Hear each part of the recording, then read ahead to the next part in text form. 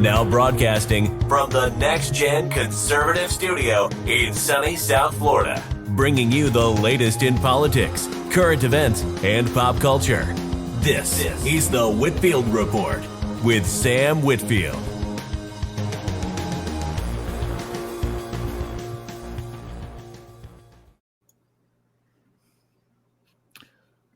Alrighty, folks, good evening and welcome to the Whitfield Report. I am your host, Sam Whitfield, joined here by Max Sand. And, well, I can't say that this is necessarily going to be an enlightening show tonight, but hopefully it will be an interesting one. I've got to be honest, folks. One thing I want to clear up at the top. Obviously, if you're tuning in to this show, and you've seen the title, you already know what we're going to talk about. The Tennessee shooting that happened on Monday. There's really no way to get around it. It is a tragedy, and we're not going to pretend otherwise.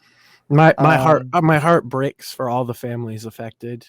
As always, whatever the conversation is around the politics in any of these situations, I do feel that kind of human element gets left in the dust in these discussions. Yeah, and that is one thing I want to bring up in particular about how that does get lost, because it inevitably does.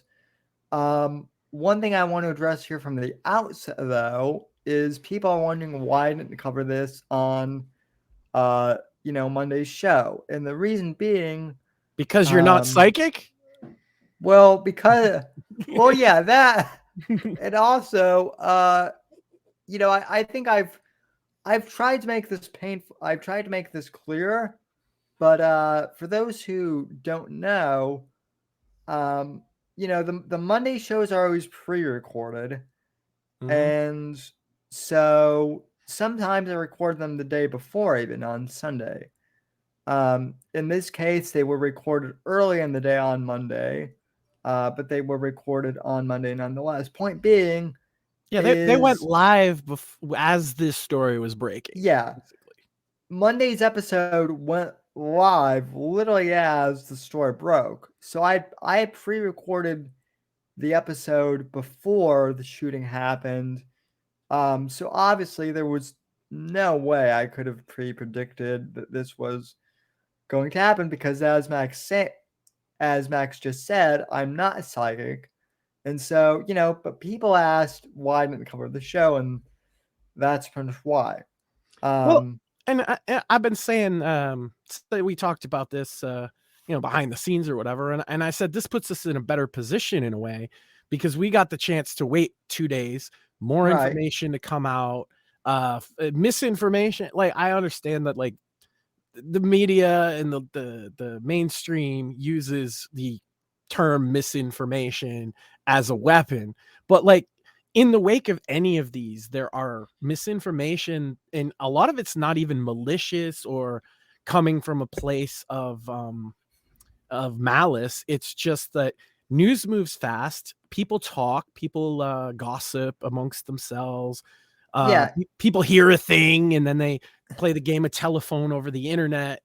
And so being able to have those 2 extra days, I think, really puts us in a position where we can be a little more thoughtful about it. Of course, there, as of right now, the shooter had a manifesto. The FBI said today they would release it after they went through it.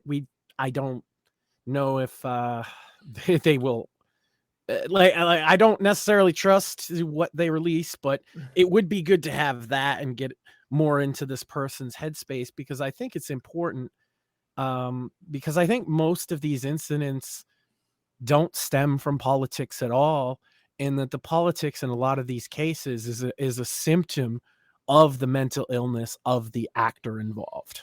Right. And so I guess let's just cut to the chase on that, folks. When it comes to these types of shooting, and look, I've been doing this since 2008. I'm not proud to say that the first major shooting that I covered as a podcaster was Sandhook.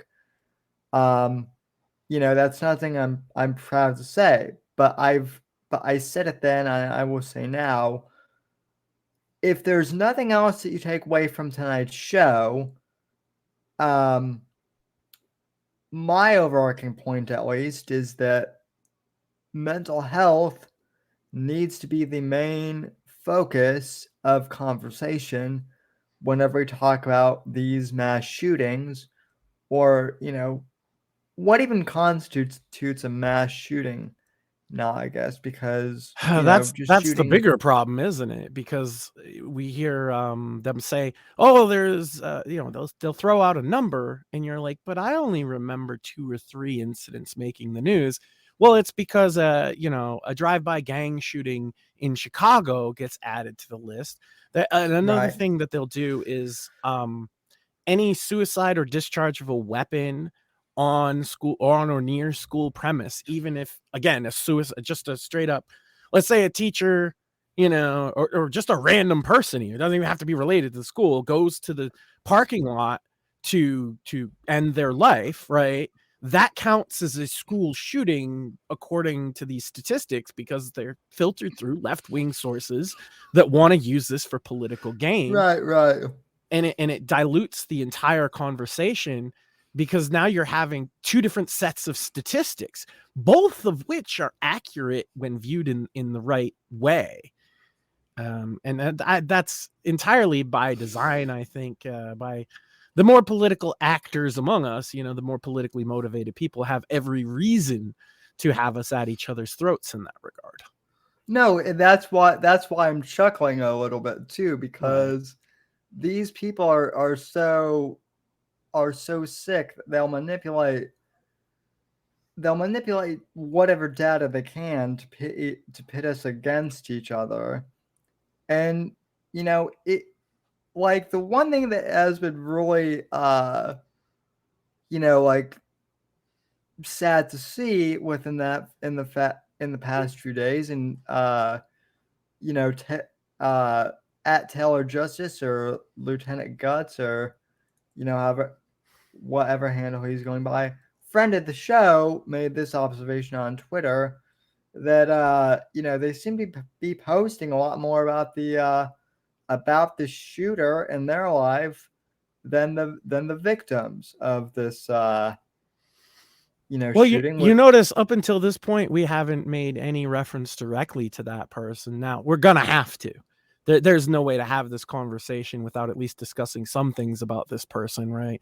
I generally am of the mindset that if we do talk about these people, we should make great care not to glorify them, because I think that the glorification of these incidents, like Columbine, and let's be honest for a second, Columbine had an aesthetic to it. Whether or not you think it's a good aesthetic, it had an aesthetic that appeals to a certain type of person. These guys were in paramilitary gear. They had that 90s like grunge goth thing going on. Like, it did make it easy for a young, maybe struggling to fit in kid, maybe somebody that's bullied. This is why time and time again we see them. And this shooter did something similar, and I'll discuss it later. I'll even show the photo and explain why. But this shooter definitely had inspirations from earlier shootings as well.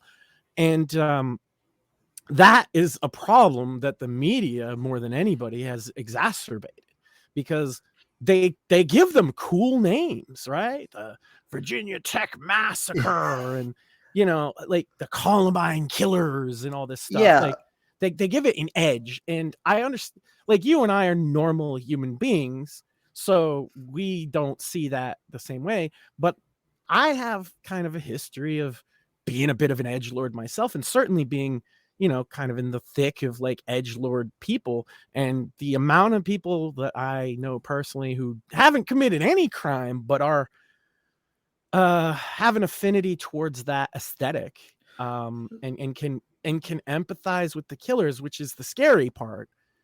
And the thing is, in Columbine's case, if you really look into the case, there is a candidacy for some if you're an honest human being, you have to at least understand and empathize with the trauma that was inflicted on those kids. Now, you could say that obviously, and I will say that obviously their solution to that problem was the exact wrong thing.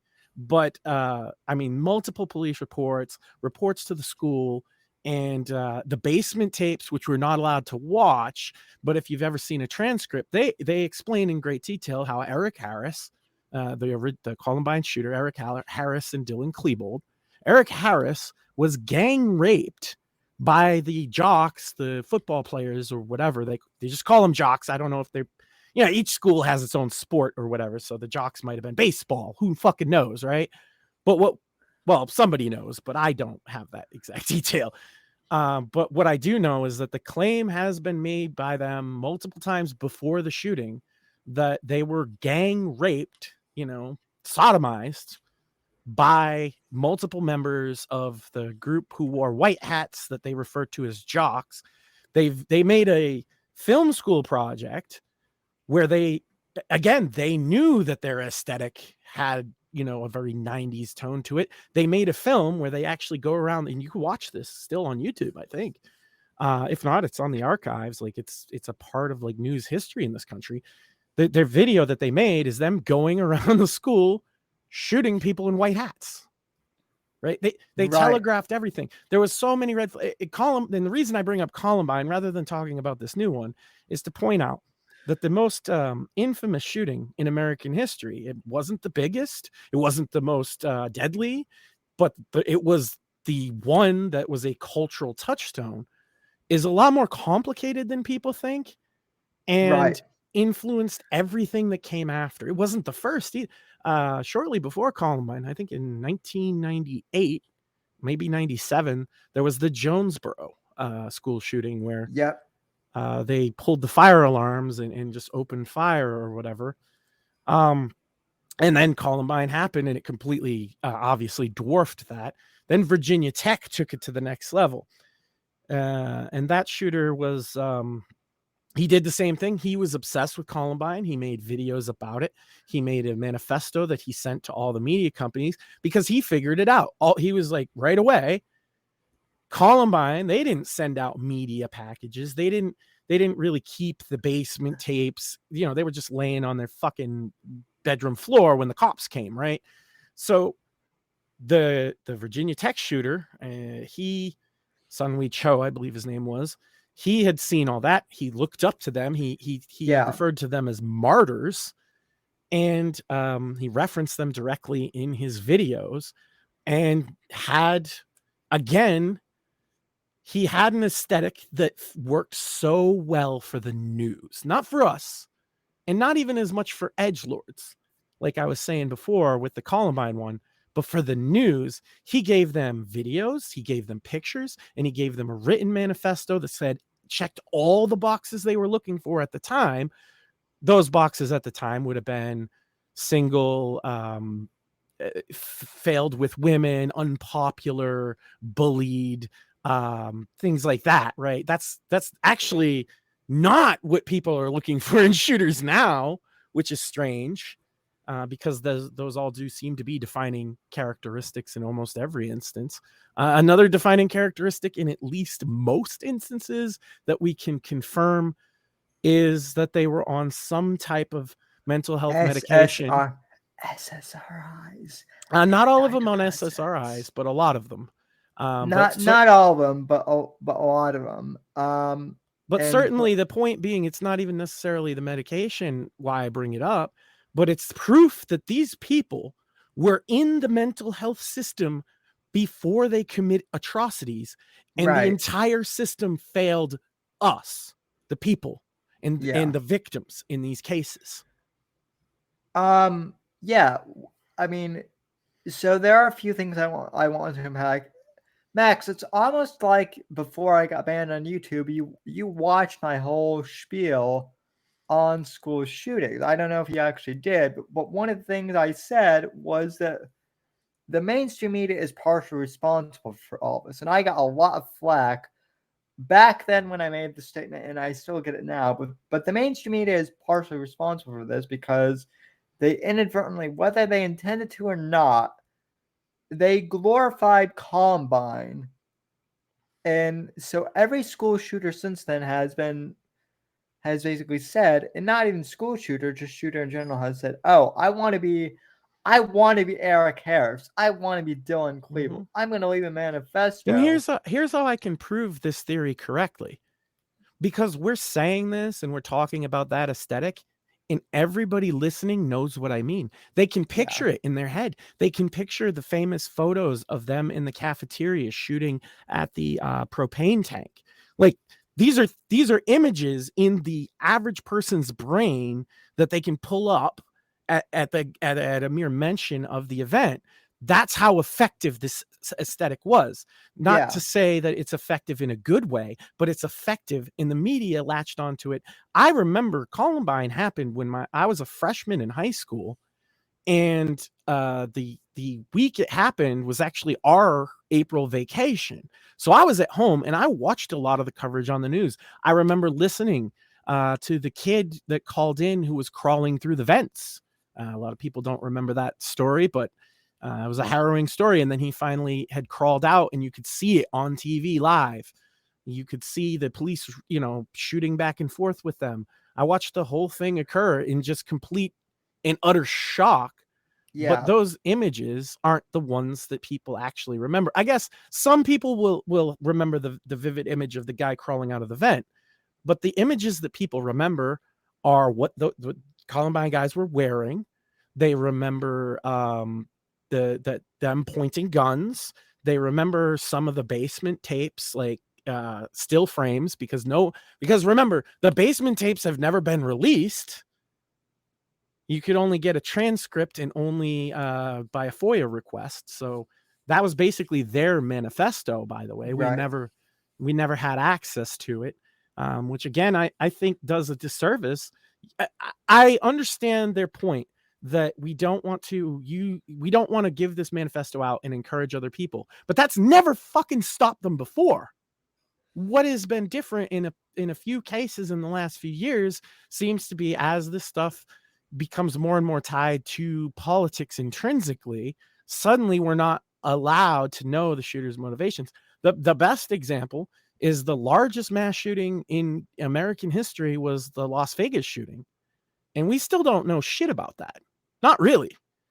No. We don't know that guy's motivations at all. Like, you can speculate, but you're probably wrong. No, it's interesting that you bring up the Vegas shooting, because literally they went dark.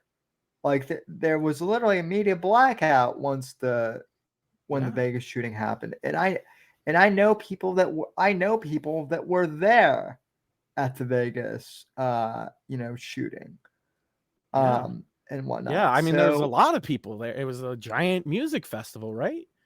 Yeah, absolutely horrific. And one thing I'll say about that shooter, his aesthetic, you could talk about a lot of people's speculation is that the reasoning for him has been hid, maybe because he's more of a left-wing extremist or something like that. But regardless, I think what the media didn't get with him was that aesthetic they were looking for. He wasn't an angry young man in camo, and he was a middle-aged dude.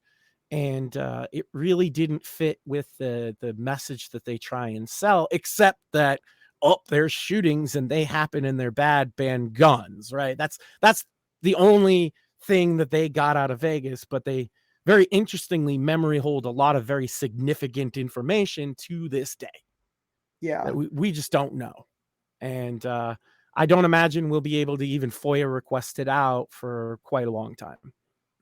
Probably not. Well, speaking of information and whatnot, we actually do have an expert, not necessarily on shootings, but we do have a member of the military here, a veteran, because I do get a lot of veterans who have reached out to me and said, hey, we could do a better job protecting schools and public places than security can. So, why don't you have a veteran on to talk about this? Well, one of my favorite veterans, a friend of the show, Black Pill Phil, joins us to talk about this, whole thing. And I'm curious, Phil, because I haven't talked to you at all about this shooting, really, since it has happened. But I'm curious to hear your perspective. So, welcome to the show, sir. How are you? Not too bad. How about yourself? Other than the news, I mean, I'm doing well personally. So, but yeah, just rough shit, Week, man. right? What a week, huh? Yeah. So yeah, there's I guess there's a lot, going on. I saw the shoot, so seeing the shooting happen, and it's like, okay,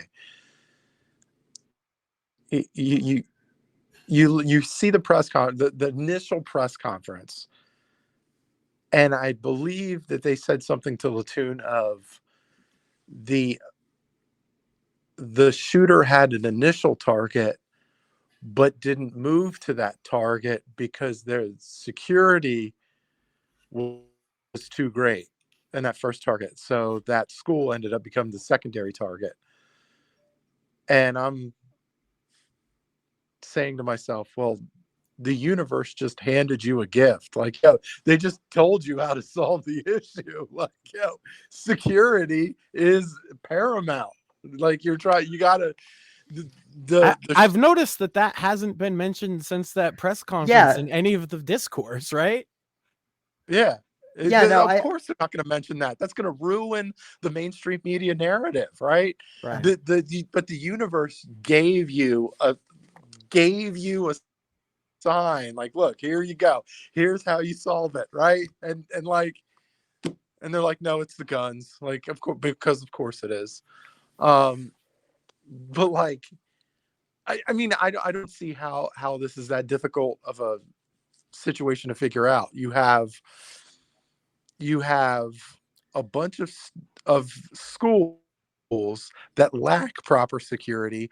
You have a ton of unemployed veterans out there that could certainly use the work. Like, literally, it's since peanut when have butter and jelly sandwich. Let's make it happen. Since when have politicians been afraid to spend extra money either, right? Like, that's Yeah. me, right? I'm fiscally, conservative, but they sure as fuck aren't. So why can't they spend another 80 grand a year to employ a veteran and make sure he's got all his certifications? Okay. So you kind of have to separate the establishment versus the non-establishment. Like, the establishment will, they won't pay for shit. They won't pay for entitlements. They won't pay for healthcare. They won't pay for education. They won't pay for anything else. But they'll have over $100 billion. They love their blow pork, on though. the proxy war. Yeah, or solar roads in New Hampshire or whatever the fuck. Yeah. But this is such an easy problem.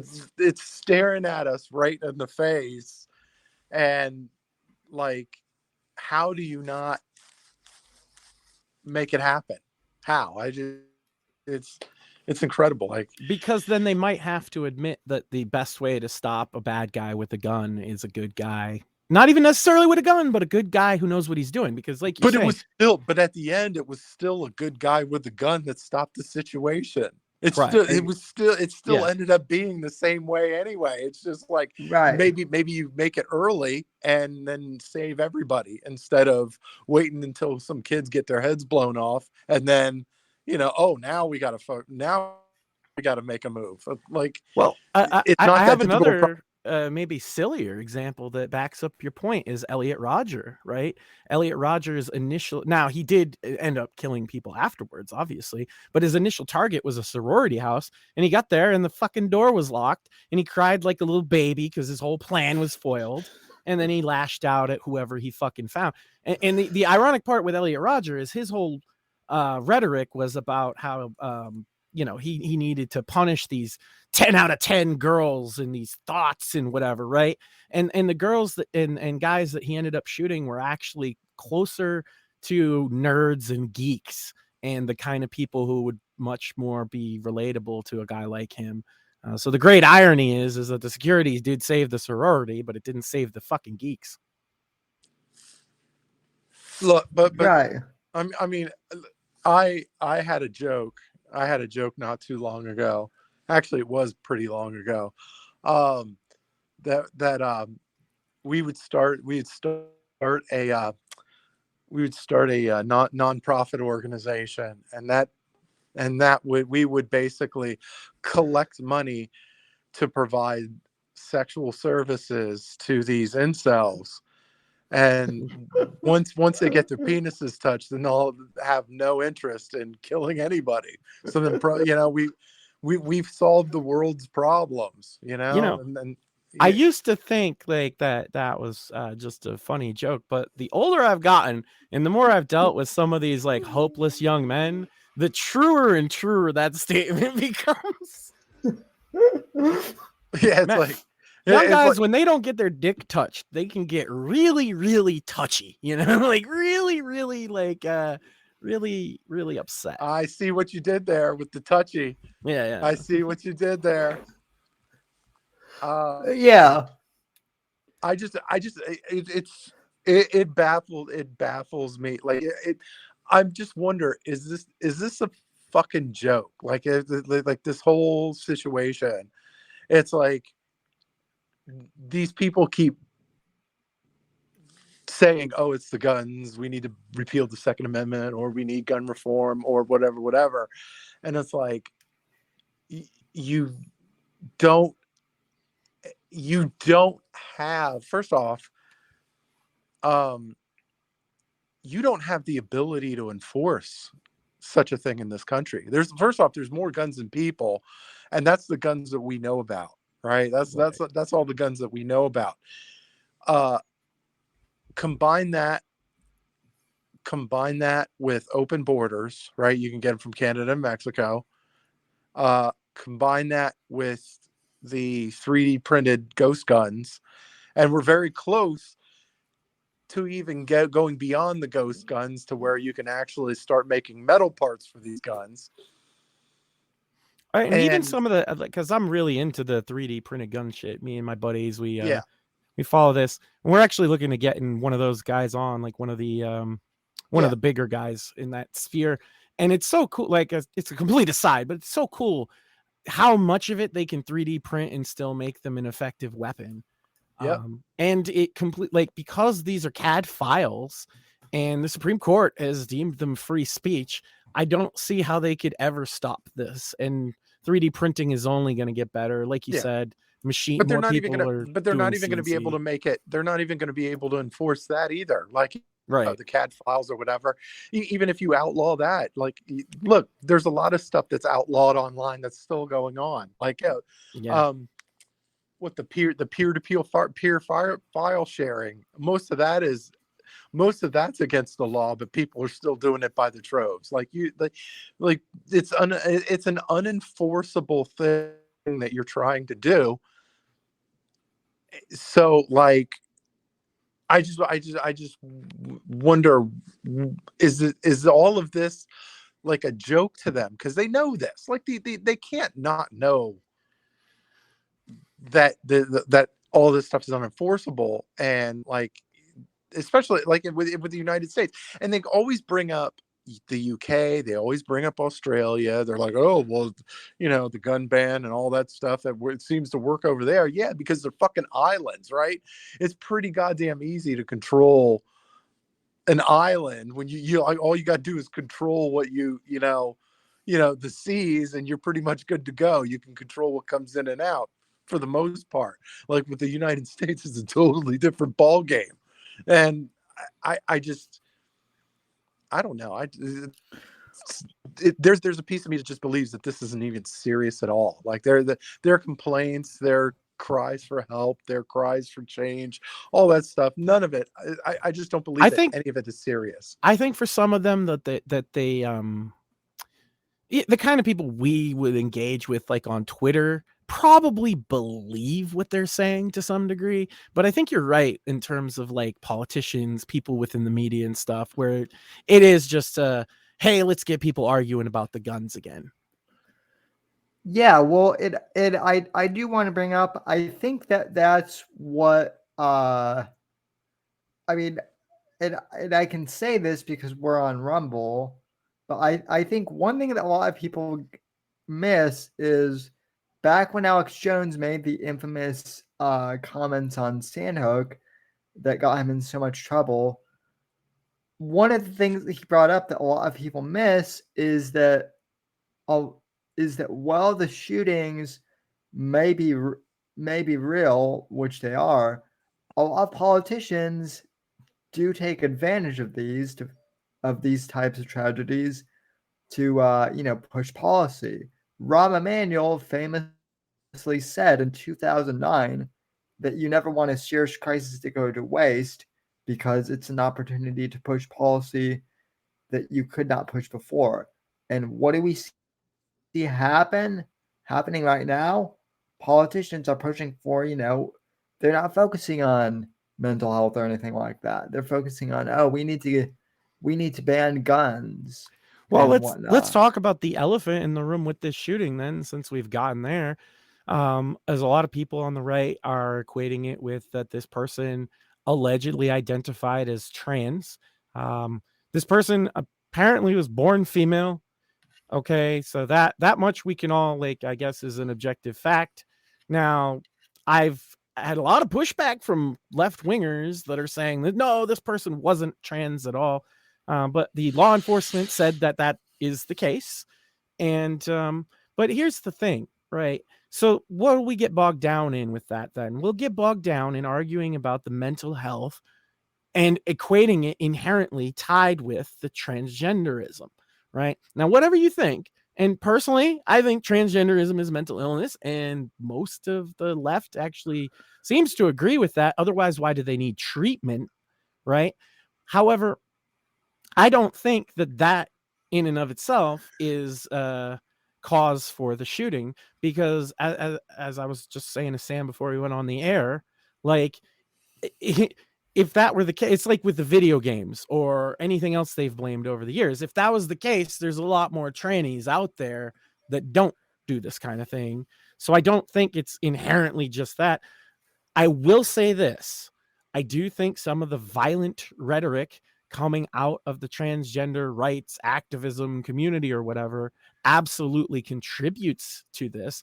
But that's saying, like, a person with mental health hearing edgy things could have the opinions. And so I wouldn't say that we should, as long as their fucking rhetoric is lawful or whatever, it's not a threat or anything. I don't think that's a very fruitful endeavor to go down, except politically, because people are kind of fed up with a lot of tranny stuff right now. Well, and in regards to that, because I do want to bring that up specifically, I largely, so I've never really talked about transgenderism on my, on the show because it's never really been a relevant issue. I will say this, when it comes to anything regarding sexuality, I'm pretty much a libertarian on it. When it comes to two consenting adults, you do you, it's your, thing.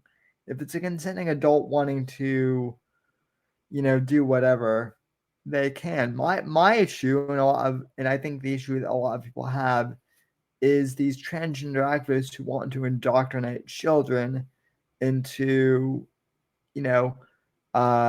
identifying as trans at age 3 or age 5 when they don't even know what sex is, or and that's what I mean by that. What I said is they're feeding into that kind of resentment that's already there, right? And they know that, and it's not getting at the heart of the issue. Because I'm sorry, and I know, like, some people on the right are going to have a problem with this. I am not a big supporter of fucking trans rights or whatever, honestly.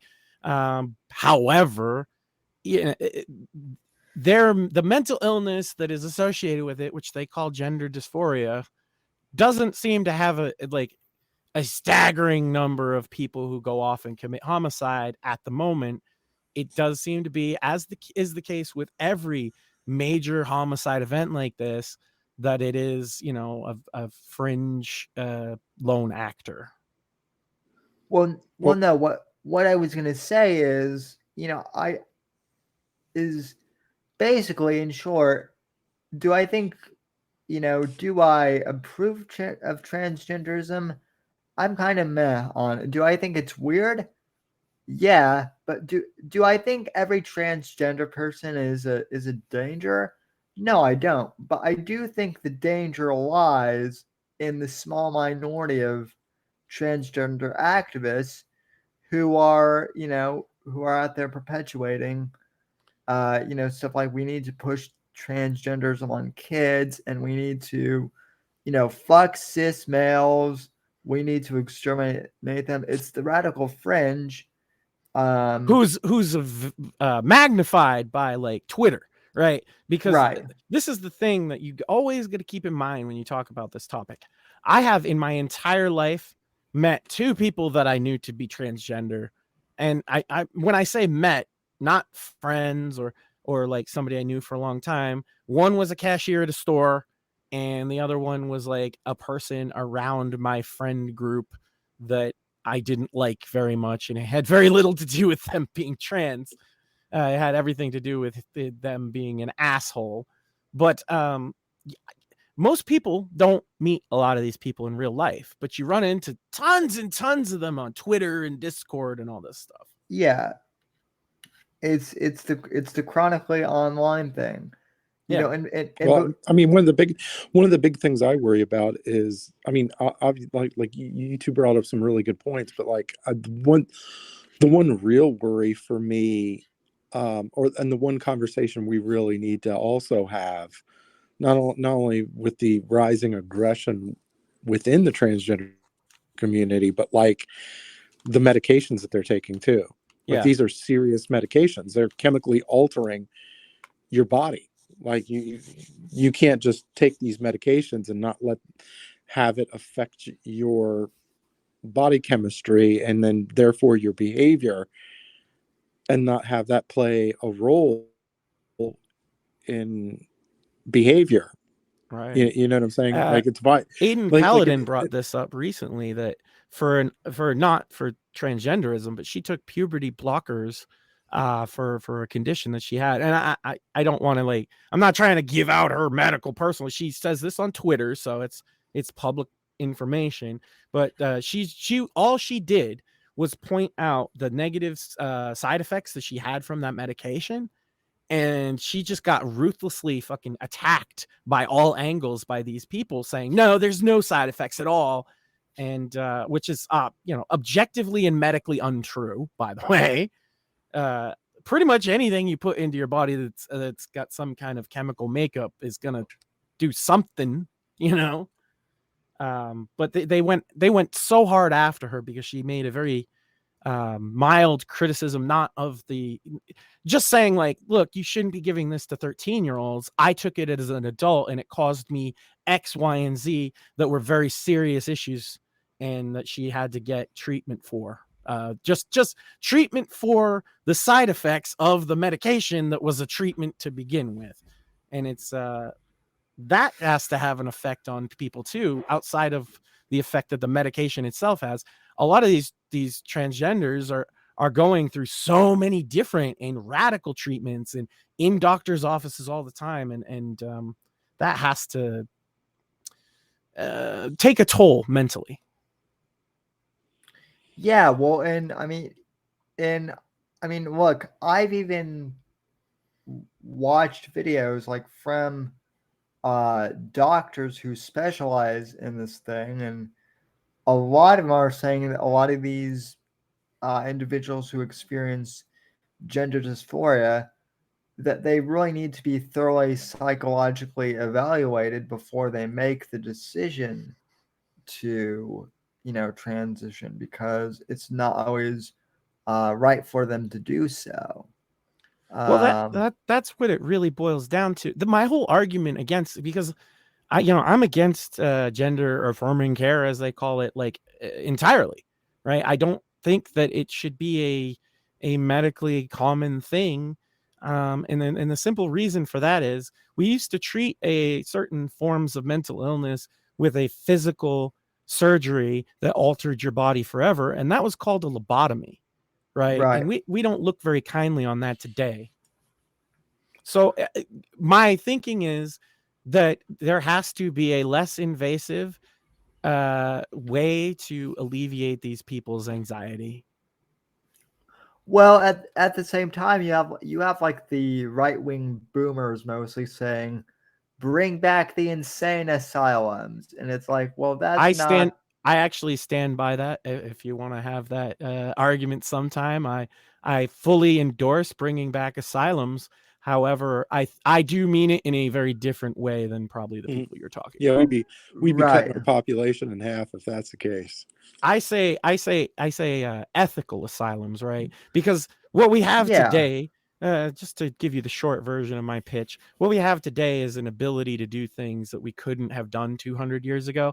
One of them being we could fucking have cameras keep an eye on abuses. We could, we're much more sensitive to that kind of thing now. And asylums in a lot of cases were good for a lot of the people in them. And I know that sounds weird to people because you've all heard the horror stories and this electroshock, but a lot of asylums weren't like that. And a lot of them, it was a safe place for these people who couldn't deal in society to live, where they had essentially a tard wrangler. They had somebody in charge to make sure they take their medication. They had a job provided to them on grounds. They had their own space in their own room. And in most of them, they could come and go freely to town. So if we did something like that, I would wholeheartedly support it. The problem is that the political establishment that we have wouldn't do that. So I don't support it. Right. Yeah. But the boomers would be, or you're talking about, would be fine with whatever they came up with. I have a very specific criteria that I think would make for, rather than an asylum to be a fucking thing to be feared, like, oh, you're going to get put in asylum. I would much prefer them to be seen as a haven for somebody who's mentally ill, homeless, et cetera, and can't take care of themselves. Well, no, my whole thing is the irony is that the type of asylum that a lot of like the MAGA boomers want are the ones that they themselves would get thrown into. Ironically, there's truth in that too. Yeah. So no, but I definitely do agree with you, and this does kind of bring up the whole thing of, we do need to focus on, I know that Americans do poo-poo, Europe a lot, and for good reason mostly, but one thing that we really don't focus on a lot here in this country that, I don't know, I can't speak to him as a whole, but like I had a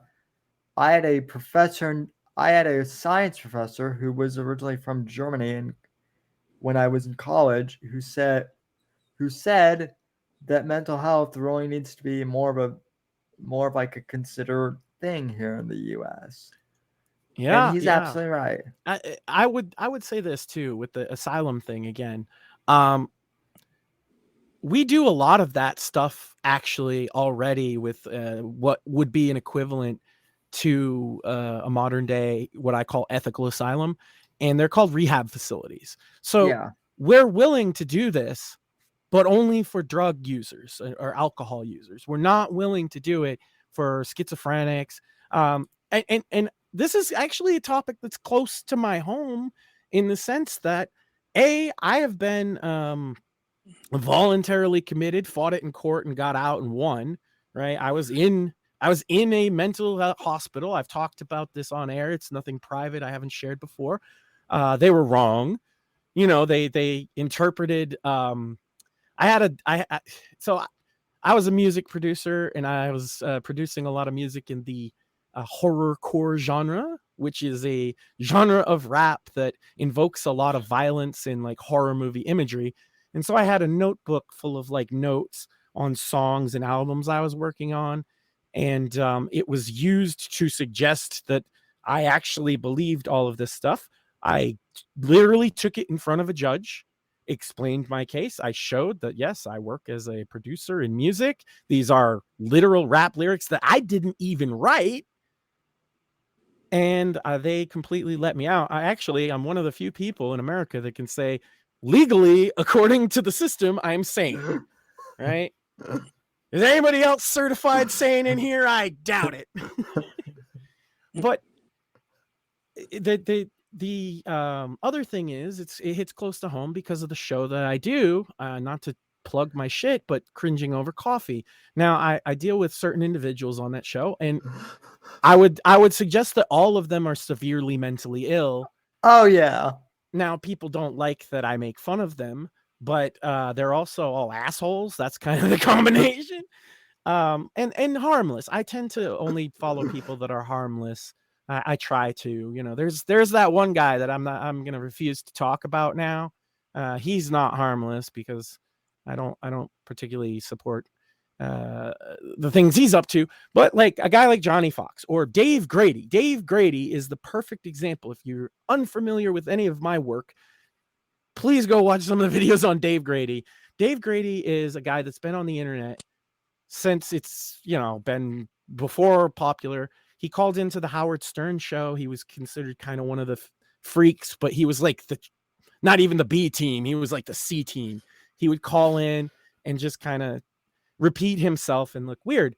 And he had a history of calling into radio shows ever since. And that's where we found him. And he makes these videos. And so an example of Dave at his worst was when he took a megaphone and leaned out his window to yell racial slurs, the N-word, at his black neighbors through a megaphone. Right. And I have a video of this. You cannot see that one on YouTube because it's way too edgy. It's over on my Odyssey channel for the Cringe Coffee House. And it's entitled Dave Gone Edgy, where he literally yells the N-word at his neighbors through a megaphone because Dave is mentally ill. Dave is severely mentally ill and does not know how to function in society. Another instance is he lost his job at Hertz Rent-A-Car because he violently assaulted a coworker, a woman, because she called him the thing or something like that. I don't remember exactly what she called him, but he went up and he punched her in the face, and he actually went to jail. But Dave can't control himself. Now, he can't pay his bills. His mother has to do that for him. He can't live because he's on disability. He lives in public housing, right? But the thing that really troubles me, why am I in a position where I can sit here and kind of roast Dave and show his misadventures? There's nobody watching. So the government, okay, has given this guy who does have violent tendencies and he does have hallucinations and delusions when he doesn't take his medication. He's said them on stream. He believed that the moon was a UFO one time, like all kinds of stuff like this. And so they put him up in a house with other people, right, in public housing. They give him a monthly stipend of money. What else do they do for him? Fucking nothing. Nobody is card wrangling Dave. Dave is out there harassing people in his community, almost getting in fights with them. He's out there, again, yelling racial slurs at his neighbors. He's out there doing all this stuff. There ain't nobody from the government going to check on him. They just send him his check once a month. Yeah, but I mean, and if he was more harmful than he is, this would be a massive problem, right?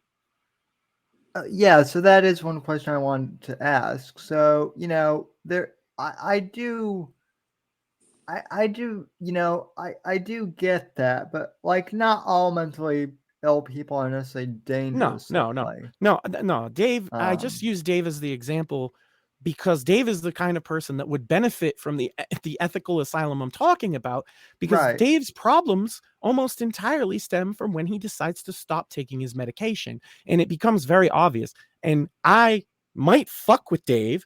I might point out the stupid things Dave does, but when I see him exhibiting the same symptoms again and again, I always say, Dave, take your meds. You need to start taking your meds.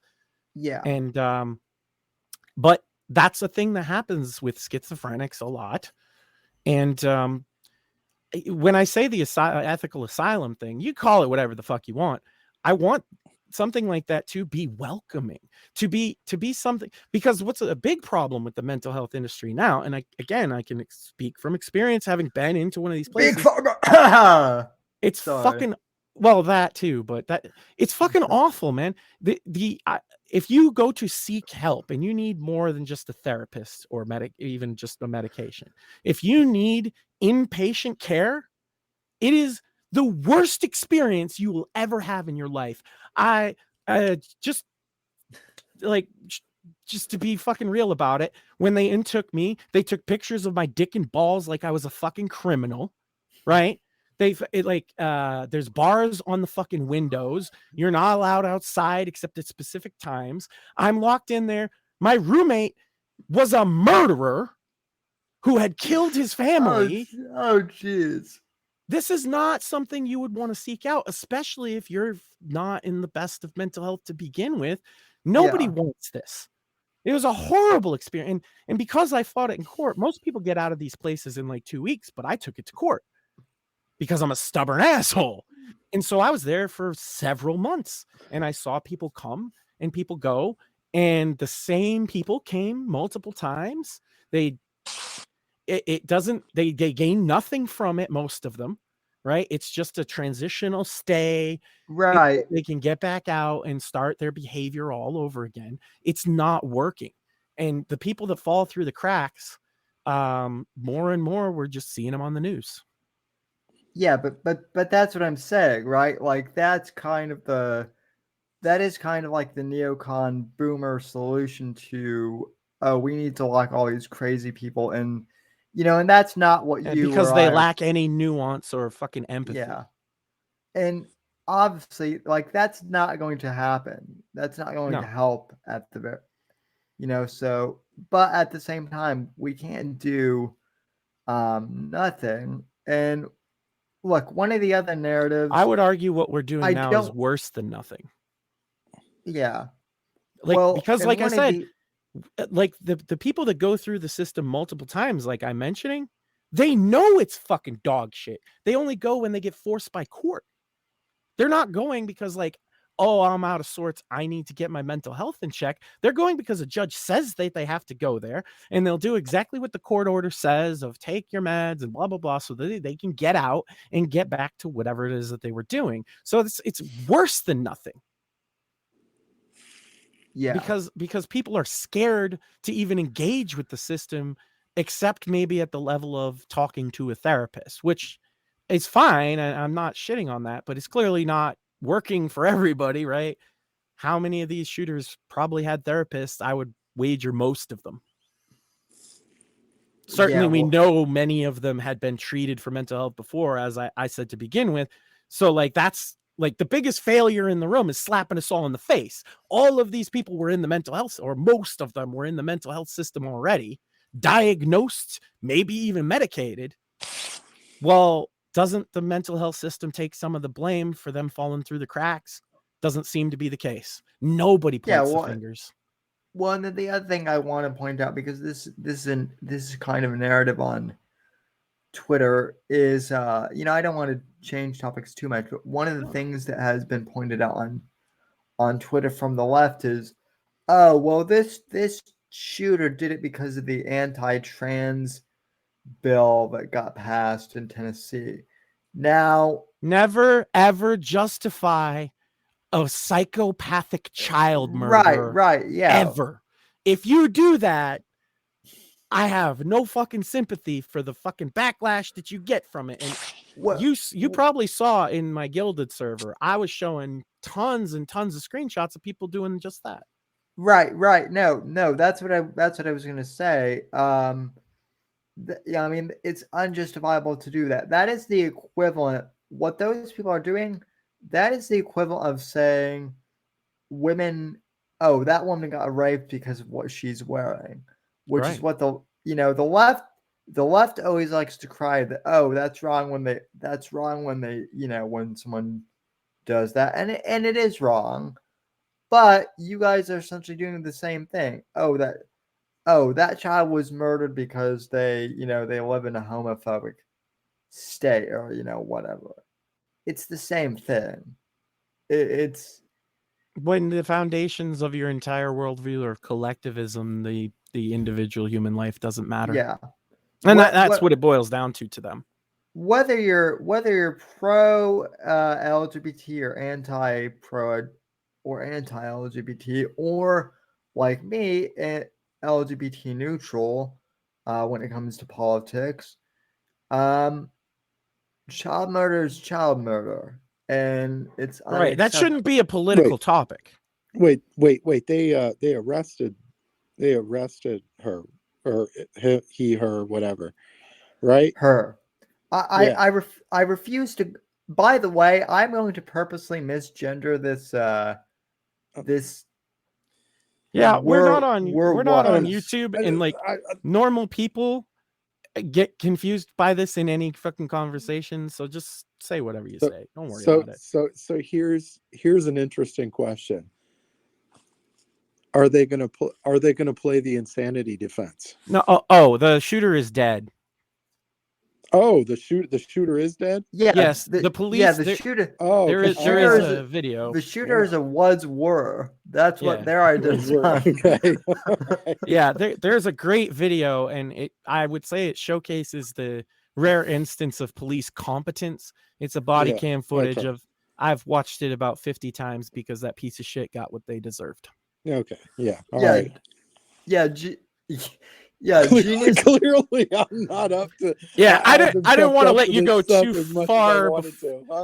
I didn't want to let you go too far down that road before I corrected you. I appreciate it. Like, yeah, I was, but it is something interesting to think if this ever does. I hope to God this never happens again. But if something like this happens, it'd be interesting to see if they actually played the insanity defense. Well, it'd be like they abandon all their principles to save themselves, I guess. Well, it's interesting that you say that, though, because even though this individual is dead, right? There are some very vocal members of the trans community that do not want this manifesto released. Why is that? Well, one of the reasons why I think is because, you know, this individual was clearly radicalized. You want to talk about being radicalized?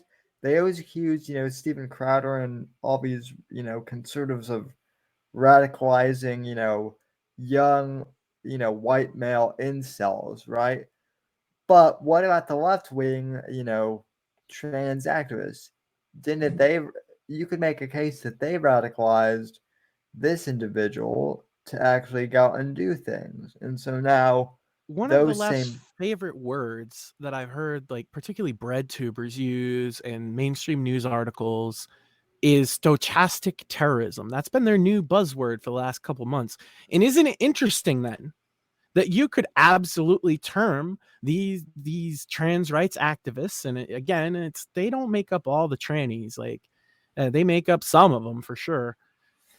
You could argue that that's exactly what they are, stochastic terrorists, right? Because they're not only, actually they're not even stochastic, they're endorsing this. I have tons of screenshots of them saying that this person was just like, oh, it's still terrible, but they had reasons. It doesn't matter. Again, I started this conversation by pointing out that Eric Harris at least claimed officially on paper to the police that he was raped, gang raped. Does that justify Columbine? Absolutely not.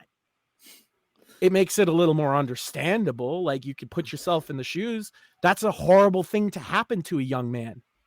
It will fuck up your whole fucking mental kit. But that's not an excuse. It's not a justification. So for them to justify the murder of 3 9-year-old children and 2 over 60-year-old employees and then 1 28-year-old administrator, there's no justification for it. There's no excuse for it. Well, I mean, even if there's an understanding of like why they did it, right? Like even if there's like an understanding, oh, they went through this, they went through that, they experienced this, they experienced that. Like you still committed a crime, and you still gotta pay for it. It's like there was like Aaron Hernandez, right? They were talking about how the Patriots tight end, like the that like he killed someone about and they were 200 yards mentioning from my front door. Yeah. Yeah, and it was like, oh, they mentioned, oh, well, yeah, CTE, he had CTE, and there was this and that, and like, but you still fucking killed someone, right? Yeah, and You're at not the gonna end like, of the day, he was like also into being a gangbanger and a tough guy, yeah, right? yeah. It's like I get like that doesn't what you experienced, what you went through, whatever, what you're suffering from, that doesn't justify fucking murder.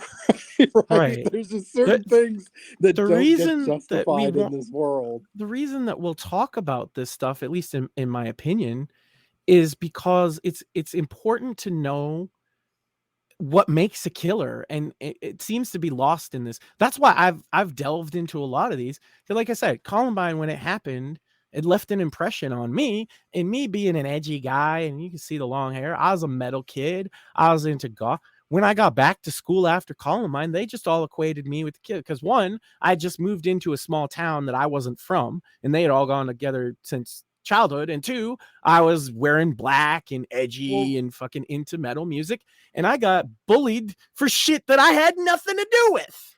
From what I've read, and I'm I'm significantly younger than both you and Phil, but from what I've read, wasn't the media narrative like initially blaming like Marilyn Manson? Marilyn Manson, Doom was another one. Oh yeah, dude. The funny thing about the Marilyn Manson thing, they actually hated Marilyn Manson. They were into KMFDM, which is like such an obscure like 90s goth like autism struggle. But it's true. Like they hated Manson, they were into KMFDM, and I believe it was Eric who made a Doom mod that was a scale model of the Columbine High School, and I believe you can still find that WAD file flying around the internet.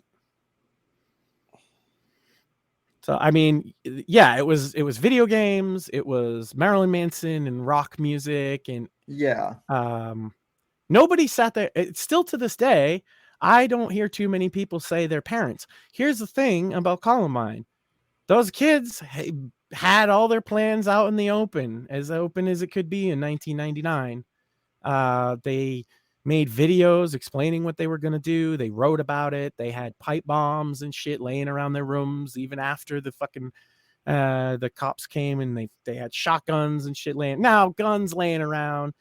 Look, the family might be pro 2A or something. A young kid with a shotgun isn't that big a deal, but combined with everything else going on, the personality changes that they went through, the severe depression, the clothes changing, Eric Harris in particular, another thing he cited as reasoning was he got rejected from the Marines, right? And so he felt his life was over.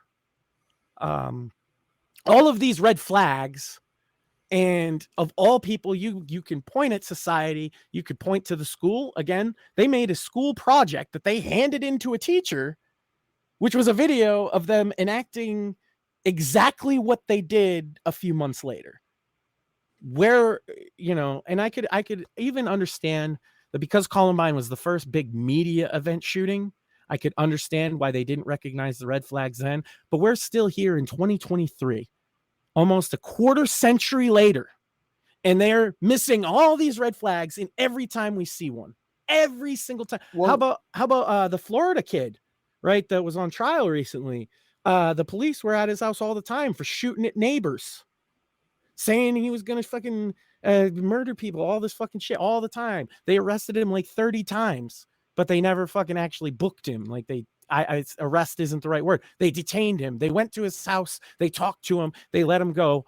over 30 times within 6 months of the fucking shooting. And again, at some point, the system continues to fail and fail and fail. Maybe we're having the wrong argument. And you want this system to be responsible with enforcing a assault rifle ban or whatever. Like, it's already fucked up as it is. You want to make that shit bigger? Like, the everything that these people argue just lacks logic. It just doesn't. That's what I'm saying. Like, are these people not even? I just don't believe that these people are serious. It just, like, anybody with a functioning fucking brain could tell you that none of this stuff can or would work, because it just has holes in the plans, and the, like, you just can't expect like an assault rifle ban. It didn't fucking work because it did, like, Columbine happened, right? You're not gonna avoid. You're gonna. That was during the federal assault weapons ban. To be very clear, it didn't work. Like, so and they didn't use assault rifles in Columbine. They used shotguns and pistols. Yeah.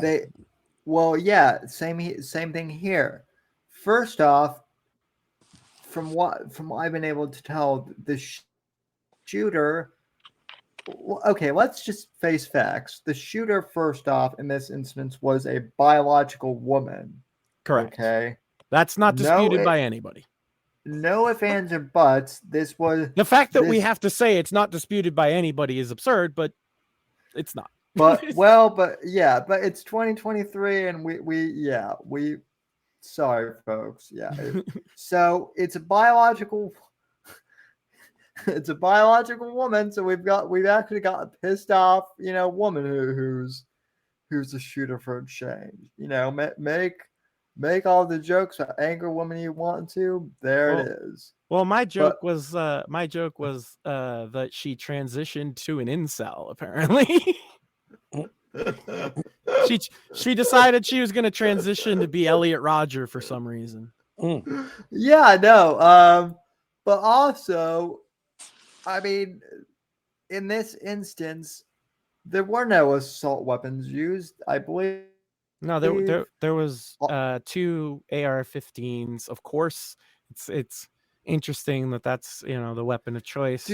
Do we actually know that they were AR-15s though, or there's pictures that the law enforcement has put out of AR-15s that it said was from the shooting. Obviously, how much of anything coming out you can take at 100%, I don't know. The reason I'm just kind of skeptical is because AR-15s always seem to be the guns. Yeah, it's really coincidental. Like, why doesn't any of them shoot up a school with an AK? Isn't that weird? AKs right now, oftentimes you can get an AK a lot cheaper. Actually, any of our fucking gun nut fans out there know I'm right.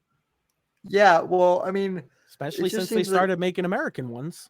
It just seems like AR-15s or Armalite 15s, as they're actually called, it just seems like they're the boogeyman catch-all, guns. Like, we a lot of these smaller people can't handle AK-47s. Like, I've fired AK-47s. Like,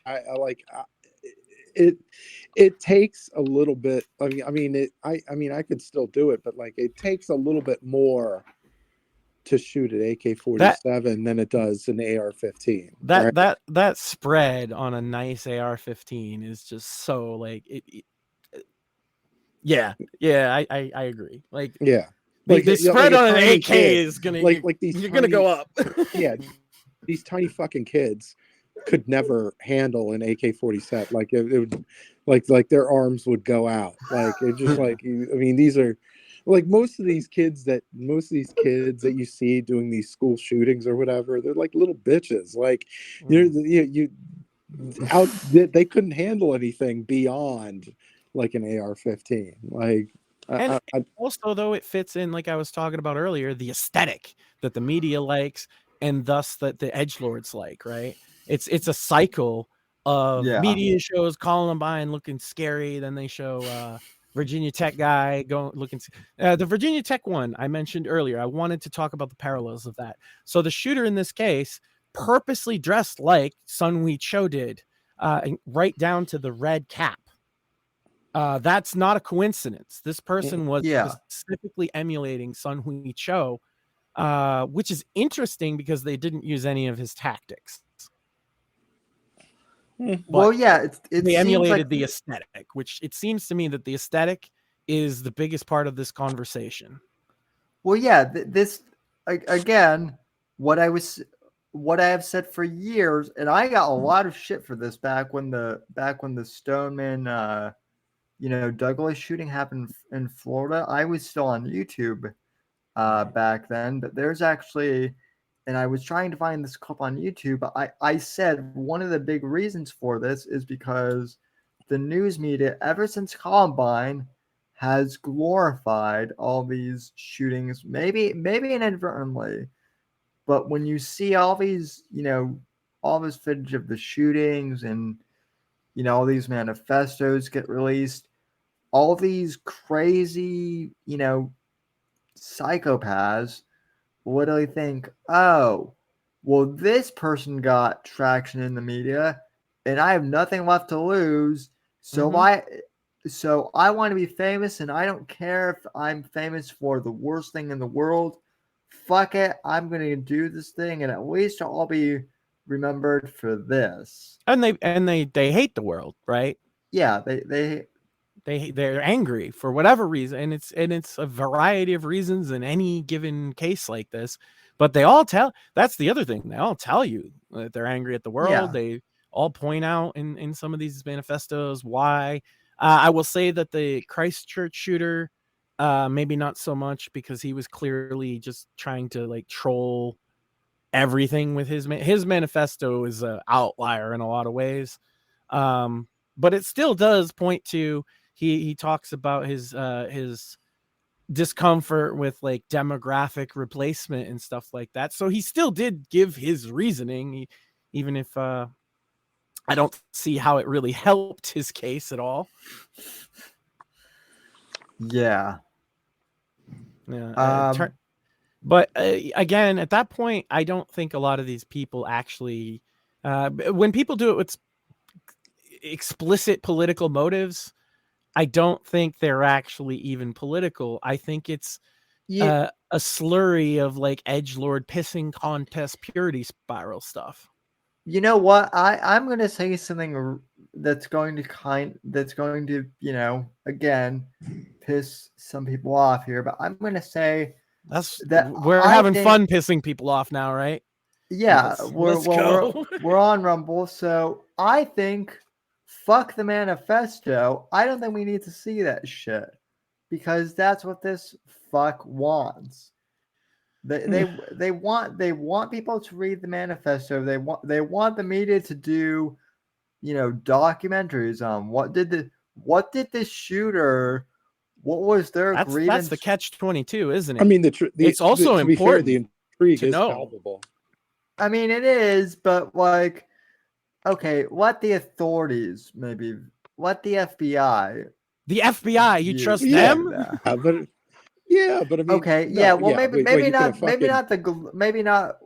Well, shit, this is the thing. Like, okay, so fuck it. Send the manifesto to us at the Whitfield Report. We'll fucking examine it because I don't trust the mainstream media, and I don't trust any of the glow in the dark 3-letter agencies to view. I have look, I mentioned the if you manifesto. Send it to me, hey, go ahead. If you guys send it to the Whitfield Report, I promise I will read it with my incel voice. All right, I'll be like, I swear that this is the last time. I can't take this anymore. I swear I will read it in that voice.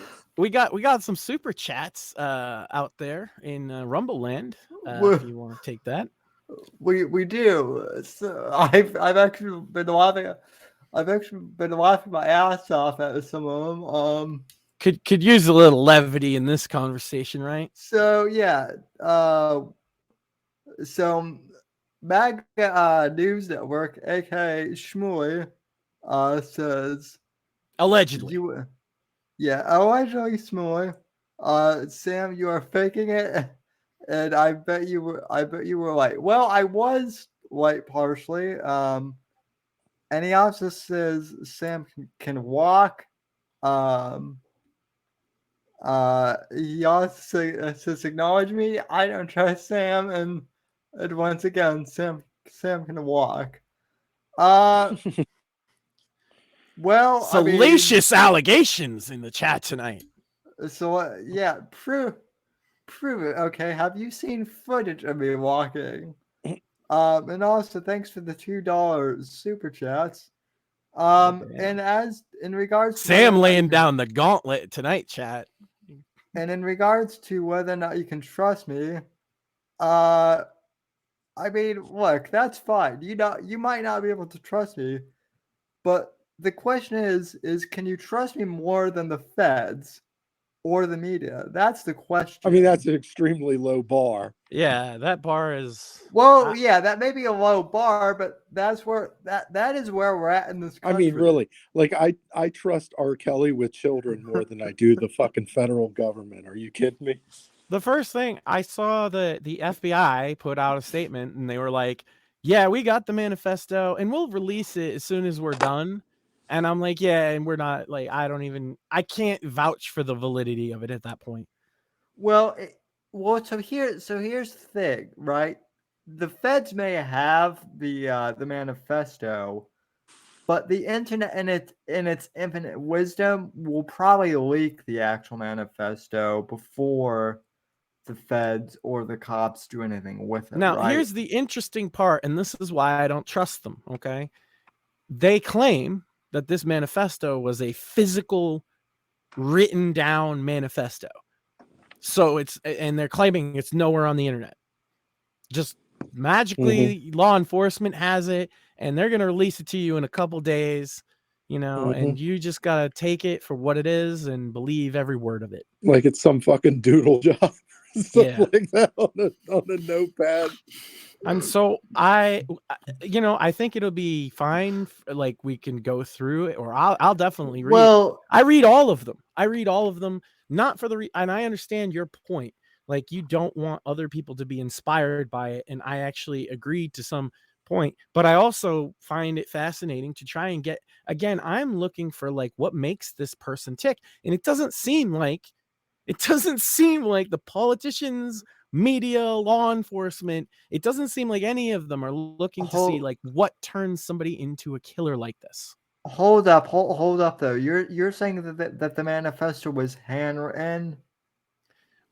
Not handwritten necessarily. I'm not sure if it was handwritten or typed, but it was physical on paper, on location, according to the FBI. Because I was gonna say that this shooter, she was 28 years old, and millennials don't fucking handwrite anything whatsoever. I mean, have you ever seen millennial handwriting? Fuck, it's atrocious most of the time. That was a joke, folks. Although also is true. But yeah. Sometimes the funniest jokes are just truth. Look, I'm telling you, PP touch will do the world good. Yeah, that in my like looking into this topic for many years, that more than anything seems to have something to do with it. Look, you get that pent up. See, this case is a little weird because it's a trans or a woman or whatever, but generally you get these pent up, angry young men. They're horny because their hormones are all fucking out of whack. They think everybody fucking hates them and their whole world is a lie and everything is bad and fucking wah. And they get so lost in their own head, they come up with fucking ideas. Usually not good ones. In this case, though, this was a woman, and also, look, lots of people get bullied and shit, right? Mm-hmm. Not everyone turns into a school shooter who was bullied not even a substantial number percentage wise, right? Like almost everybody gets bullied, but it's like 0.0000001% that do this kind of shit. Yeah. Which is the same thing with video games. This is why I say, like, video games have been proven, study after study, that they don't cause this kind of thing. Because if that was the case, well, why are me and you not mass shooters? We play video games. So many people play video games and never even commit a fucking crime, much less this. Max, not just that, but fuck, we'll be giving away video games at the end of the show. Oh God, we're contributing to the problem. Fuck. Yeah, we're the worst of the worst because we're contributing to this. I think the end of the world is going to happen via fuckable robots. That's what I think. I think we're headed to that point where, you know, women and men can't stand each other. Nobody can stand each other. So then, like, there will come a day where there will be a sex robot that is like developed enough to where you can basically replace someone entirely. Like, I'm sick of your shit, Teresa. I'm fucking buying this robot, man. Fuck you. Yeah, I'm gonna get Teresa Mark II. You know, just and it's gonna be like the super. It's gonna be like the super edition where you have like the warming, vibrating vagina. You've got the hand and the mouth that's like all like you know, sensation, vibration, heat, and all that shit. Oh yeah, it's like she does all your housework too. Yeah, like, and she's a good cook. Yeah. Yeah, you got these women that are like, I ain't cleaning shit. I ain't cooking shit. Like, well, fuck you then. I will say this. I'm getting robot. Our audience skews extremely heavily male. Guys, if you don't know how to cook, learn, because you can't rely on finding a woman that'll do it for you these days. And there's a good satisfaction in making yourself a nice, money, manly she's probably meal. Gonna poison you. So true that. Oh. Yeah, no, I'm happily married and I love my wife very much, but I do the cooking because I'm better at it. and also because your wife, if you just ordered your wife to make dinner for you, she'd probably hit you over the head with a frying pan or something. I can neither confirm nor deny that. That's enough of an answer right there. But like genuinely, I'm the better cook of the two. I enjoy cooking because I've been doing it my whole life. Because I didn't wait for a woman to cook for me. That's not to say she can't cook, but like I get fancy. I have a lot of fun with it. No, I've seen the some of the dishes that you posted on Gilded, and they're pretty good. Now, Phil, one of the main reasons why I wanted to bring you on is everyone is talking about school security, and I know that you're a veteran. You can choose to disclose. I actually don't know how much combat you've seen, if any, but out of all of us, you seem to know more about like security and tactics and whatnot than anyone here. That's what they train for. So how would you protect against like a shooting like this if something were to happen? Well, you have to limit it. Like, I mean, if you, a lot of it is more, lowering the possibility of something like that happening.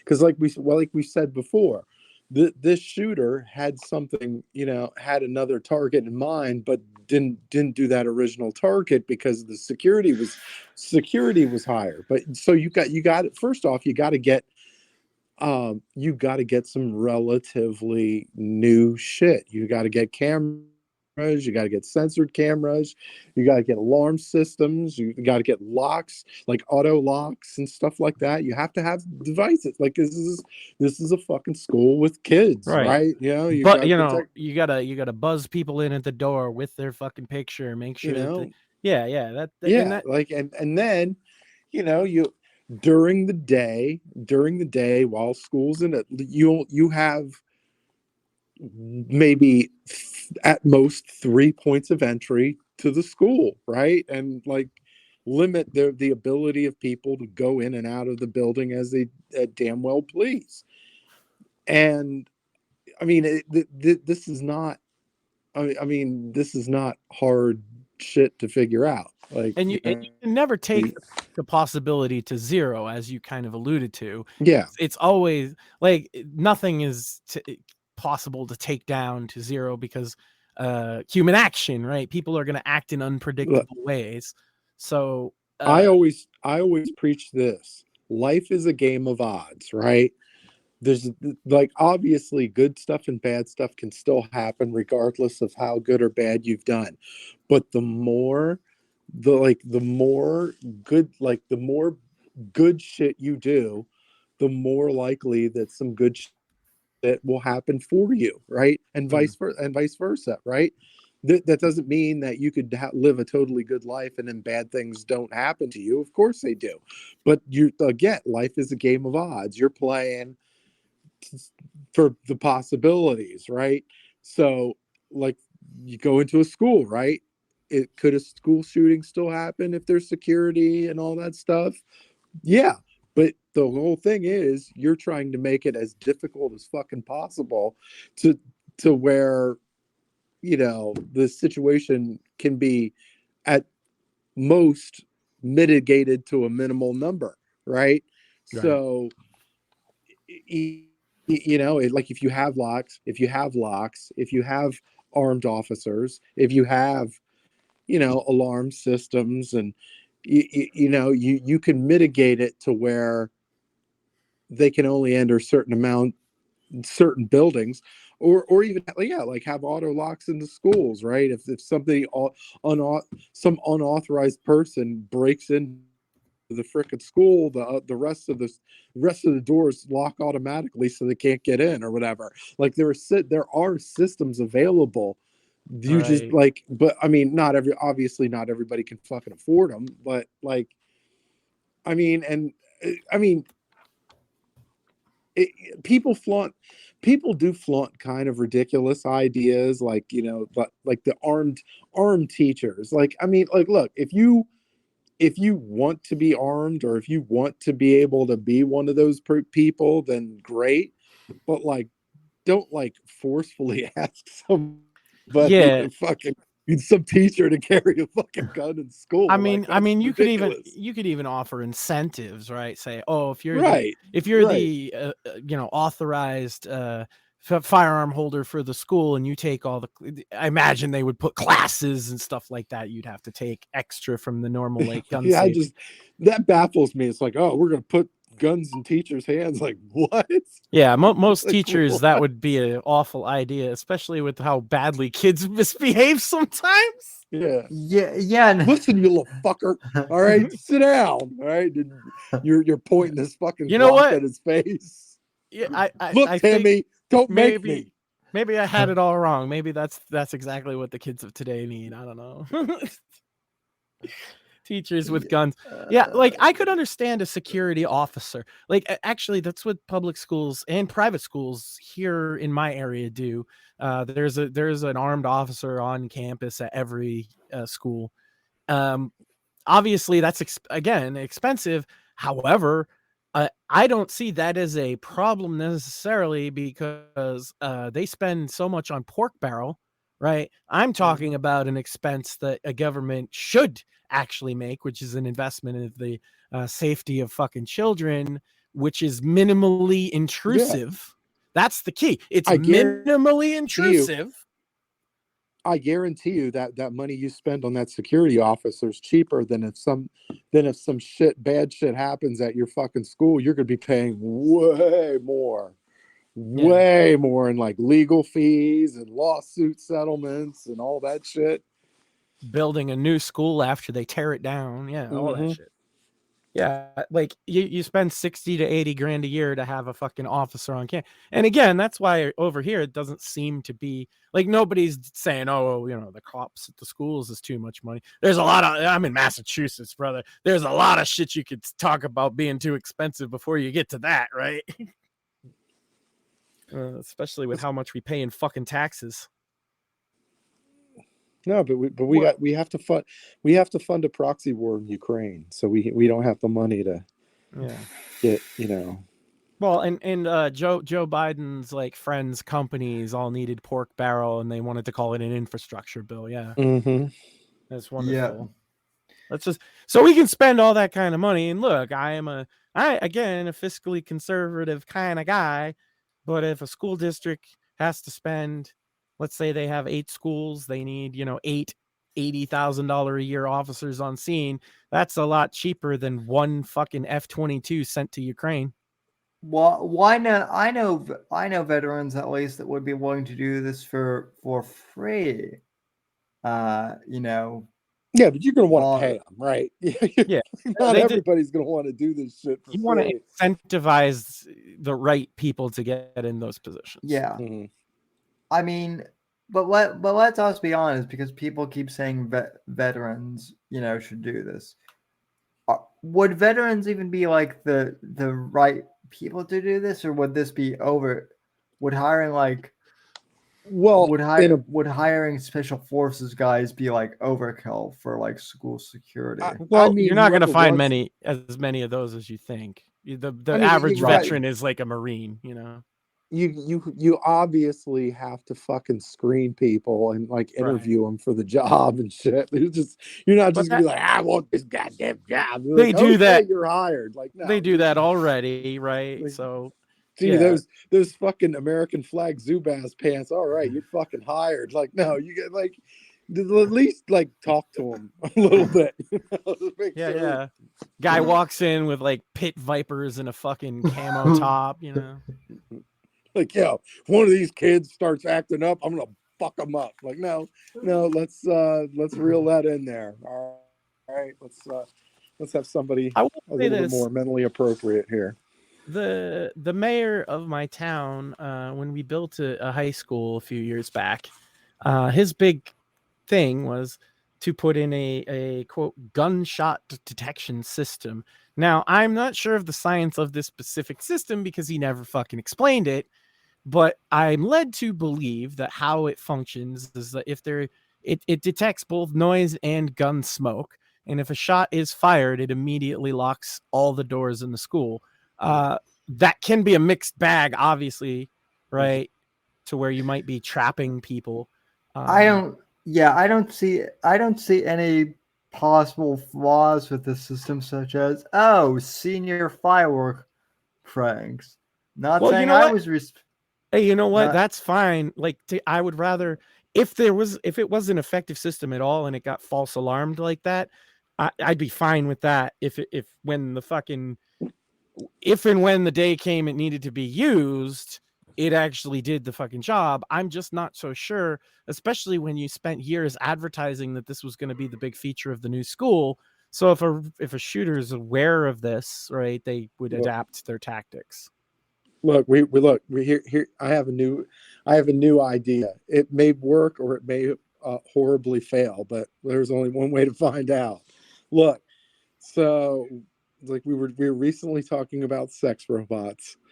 My thing is we need to have one of these robots, these sex robots, as a security guard. Okay.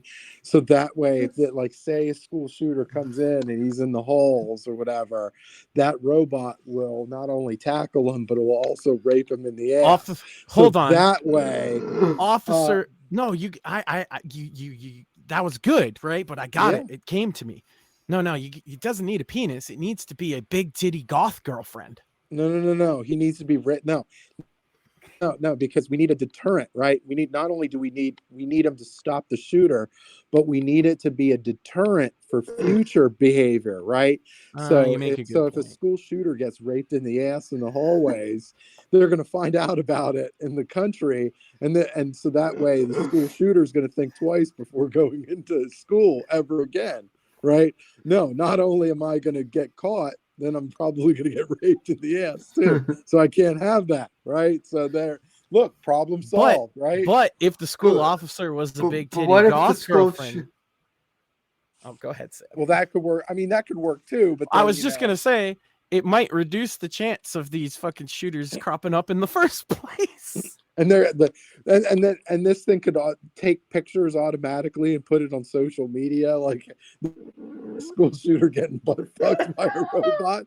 So easy. Look, I mean, I'm telling you, it's a glorious plan, or it could fail miserably. I don't know. Modern problems require modern solutions. Exactly. Geez, we're thinking so elementary right now. It could be a problem. It could be great, but it could also be problematic because you would just get horny guys just going up to the robot randomly and saying rape me or something like that. Yeah. They'll probably be like a gay school shooter, like, oh yeah, give me the robot, bring that bitch over here. Yeah, they're not even actually there to shoot. They're just there for the robot. they got some fake dummy fucking AR-15 that they got from the freaking police academy or some shit. I just want to once again shout out to the people that got us banned off of YouTube because we're having so much fun. This is a blast. Yeah.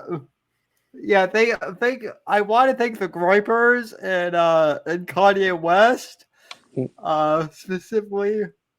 Not that I don't think Kanye West actually got us banned or even knows who I am, but it's just funny to yeah, I mean, whoever it was, we should send it, if it's the Gripers or what is it, the Bears or whoever the fuck it was, like we should send a thank you card to all of them just to cover our bases.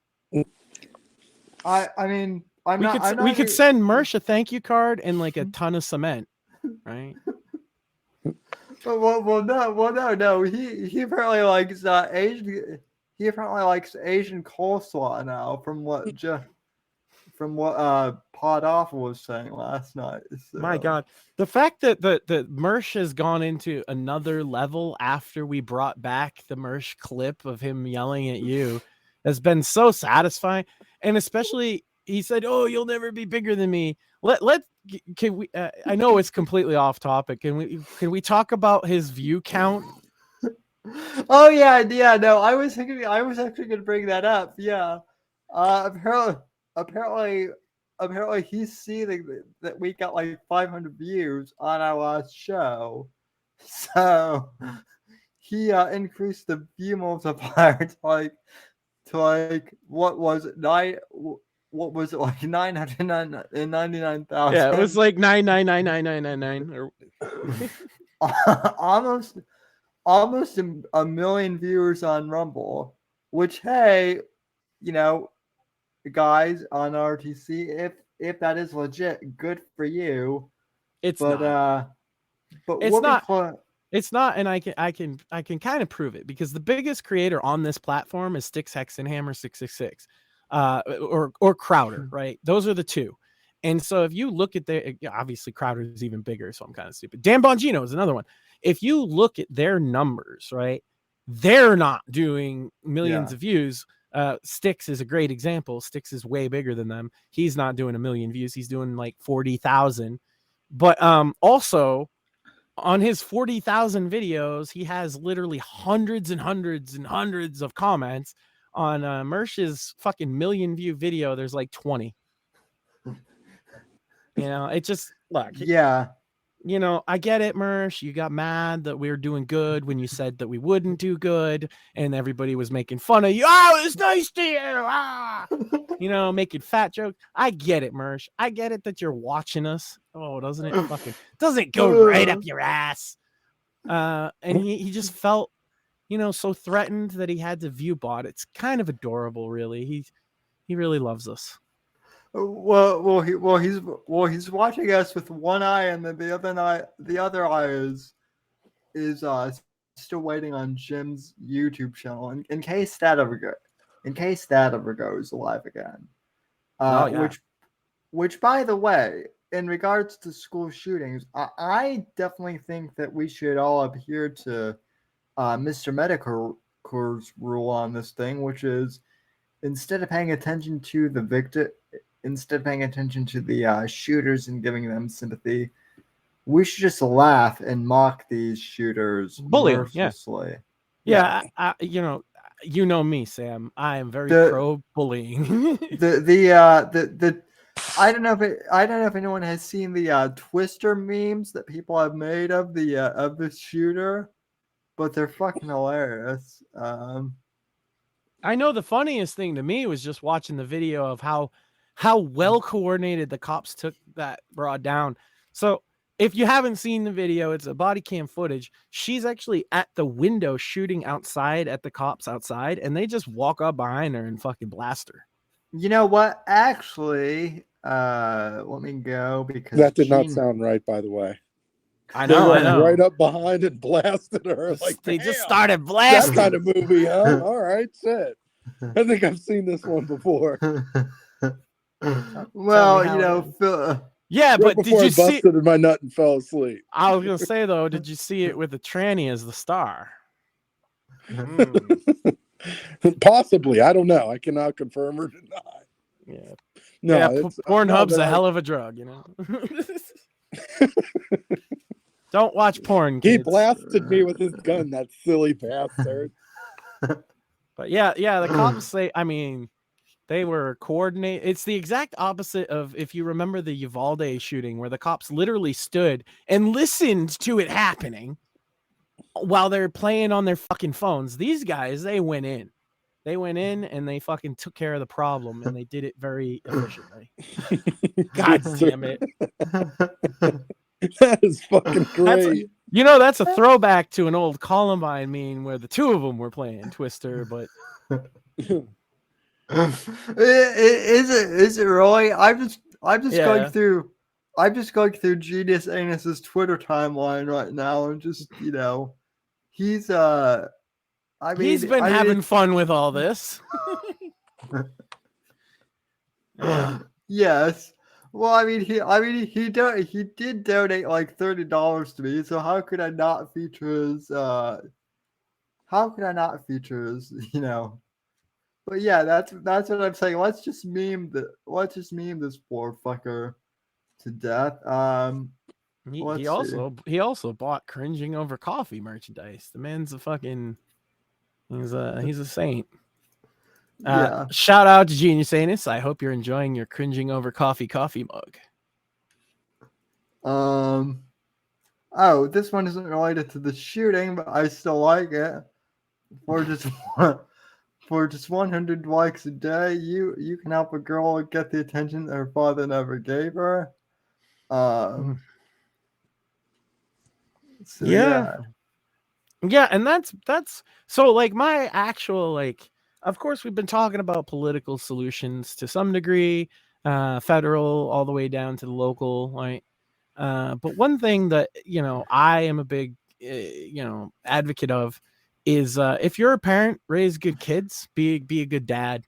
That goes so long a way in making your surroundings and community better for the long term. And I know it sounds corny and cheesy, but I'm gonna keep saying it. Friend of the show, Craig Mansfield, tweeted this out, and I think it's true. I didn't even know like how these existed or were even a thing because half of them are just riff-offs of Prince when he changed his name to a symbol to get out of a record contract. The artist formerly known as what? As a huge Prince mark, I can't help but think of that every time I see those. It's like you're just like a less creative Prince. that's how you know this is all, you know. Oh, let's see. Oh shoot. Did they take down the body cam footage? I would imagine it's possible, Yeah, yeah. probably. If you didn't see it, you know, it's out there somewhere, but probably not on Twitter. Yeah, because I know that Genius Anus definitely tweeted out the body cam footage, which was beautiful to watch, but I'm not finding it anywhere.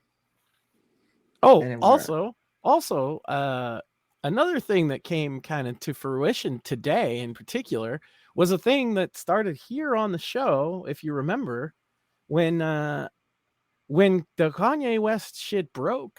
I was live on air, I believe, with you, I'm pretty sure, when I asked the rapper Necro what he thought about it and if he was considering, you know, making a diss track or anything. Necro being a Jewish rapper, for anybody that's not aware, he's a horrorcore guy. His stuff is very vulgar and violent and all that. But that's why I wanted it. I wanted like it would be a hilarious hardcore Kanye West. And his response to me at the time, and I read it live on the show, was that he wasn't going to do a song because he just hopes that Kanye dies and shuts the fuck up. That was the exact quote. Today, Necro released his full video, not just a song, entitled what is the title? Forensic Pathology, in which the video is basically a computer generation of Necro murdering Kanye West over and over and over again and rapping about it. And there's some funny clips. And then at the end, he calls Joe Biden a pedophile. So it's a pretty funny video. Highly recommend. And you guys were in the driver's seat right from when I asked Necro about it, and now he has delivered. So big win for the Whitfield Report. Isn't that fucking weird that Jonah Hill of all people like converted made 21 Jump Street is not a good film. I don't know. Like, I don't know. It's not even Jewish the last time I checked. Either. Yeah. But Jonah Hill was Jewish, so Kanye just forgives all the Jews. And I think I'm honestly thinking that a good portion of the mainstream just knows that he's mentally ill and is willing to just let all that go. But he's gonna have to leave Fuentes and all them in his wake, and it seems like he's already done so. Well, yeah. I mean, Fuentes had to go back to Chicago a while ago, and like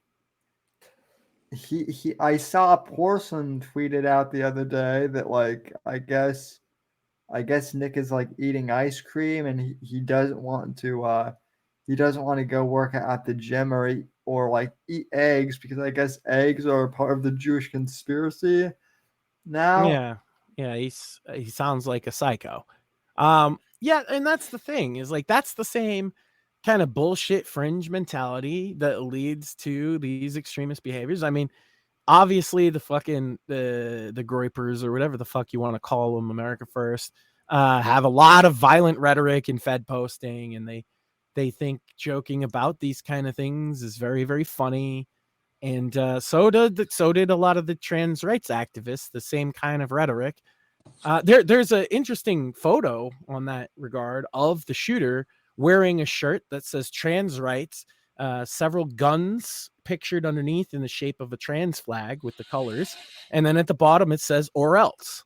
Well, if that's a threat, and I think that in the end, we realize now it was a threat, then what's going on? Like, why are we at the point where violent rhetoric is so common, and who's behind it? And here's my little 2 cents on that. I have a sneaking suspicion that we're going to find out in the coming weeks, months, maybe years, that This shooter, like so many others we've seen in recent memory, was, quote, known to the FBI. Yeah. Also, one other thing I would like to address: when is David Pakman going to get suspended from YouTube? I don't know if he'll get suspended from YouTube, but he's certainly not not having a great week. I mean, listen, I think YouTube bans are fucking stupid, okay? But if I'm banned from YouTube and I didn't say nearly anything as egregious as he did, and they still ban my ass, I agree. Then he should be banned too for essentially saying, "Oh, Christian kids deserved it." So no, I fully and wholeheartedly agree with you. The rules should be applied equally. I just don't think they will be. Oh no, they won't. But all those people are like, that's the kind of decision that's leading to YouTube's death, by the way. And fuck them. Yep. Everyone, come over to Rumble. We're having way more fun. Rumble, I actually read today, like they're actually doing like 100. They recently launched an initiative to where if you subscribe to like their equivalent of like YouTube Red or whatever, they're doing like 100% creator payout now. Yeah. I guess. So if you want to help Sam out, click the join button underneath the video on Rumble. But we're not exclusive to Rumble, right? We are on multiple platforms, just not YouTube. Also, been having fun with Odyssey, Spotify, and iTunes because nobody else is censoring us, just YouTube so far. Nope.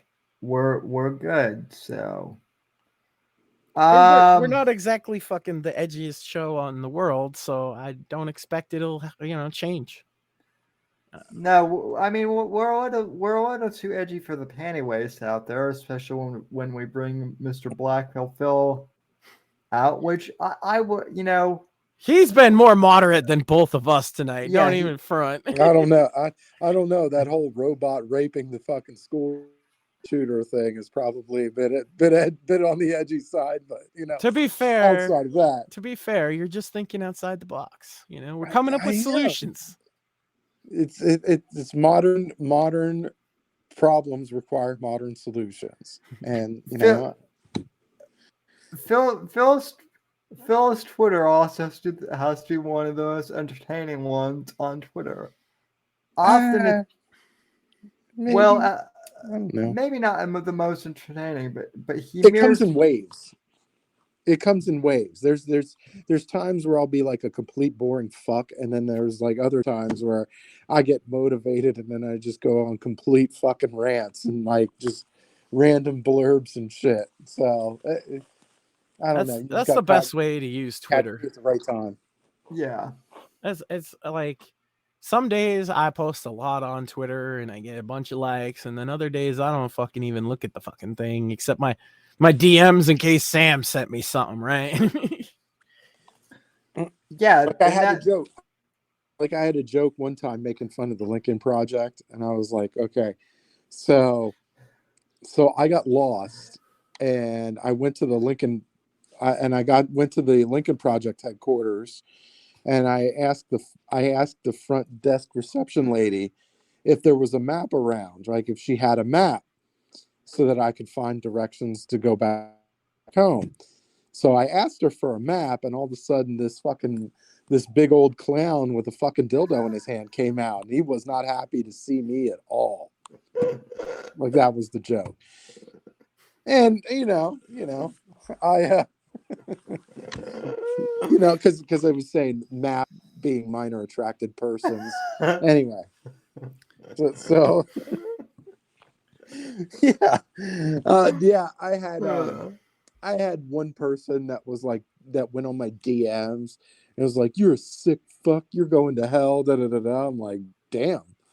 One, yeah, I probably am sick. You're probably right about that one. And hell, well, we'll just, who knows? No, maybe I go one place, maybe I go the next. But I don't know. Maybe I'll meet you there. How about that? I've always been of the opinion that South Park has. Either everything's okay or nothing is, in terms of what you can joke about. Yeah. I I get more DMs than anything. Like nobody I don't think anybody has the balls to like my shit, right? But you know that they're reading my shit and they're laughing. Like, and then they drop, because I get a lot of people that drop DMs that are like, yo, your shit's funny. I can't like it because I don't want to be associated with it. But like, well, that's the funny thing. Sam was like, oh yeah, I'm having Black Pill Phil on. And I was like, really? Because I actually, there's one I'm familiar. He was trying to like tell me who you were, and I was like, yeah, I've actually seen him around Twitter all the time. He's funny. yeah, I'll like your shit, but I don't give a fuck about Twitter. In terms of whatever people think about. Go through my fucking timeline and then ask yourself, does this look like a guy that gives a fuck?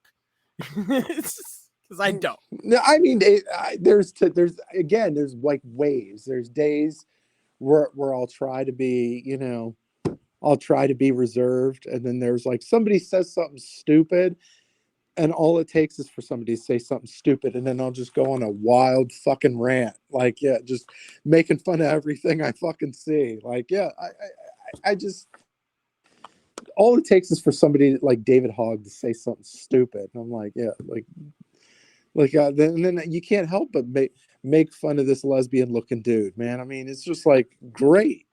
What's funny though is Phil, I don't know if you're aware of this, but like people think there are some people who think that either you're my alt account or that I'm your alt account, which is hilarious. Oh, wow.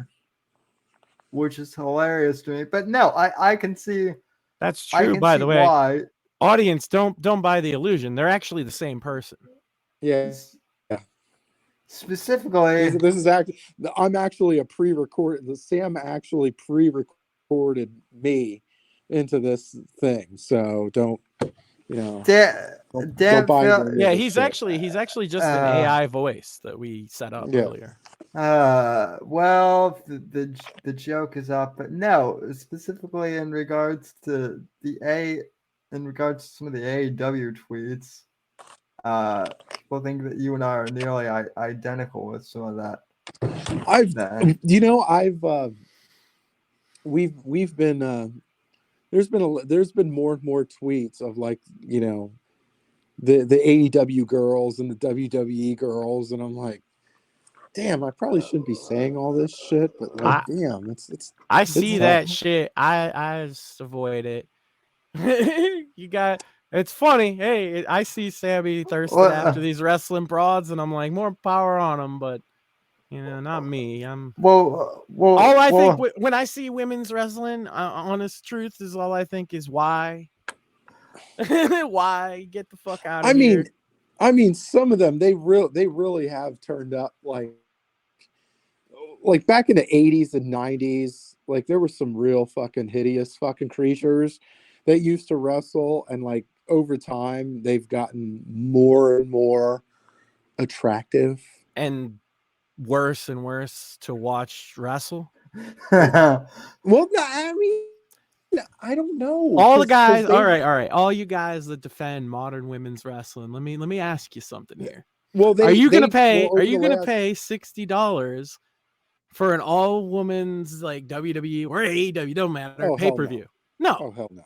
But you might pay fucking whatever to see the main event at WrestleMania between Roman Reigns and Cody Rhodes now or whatever.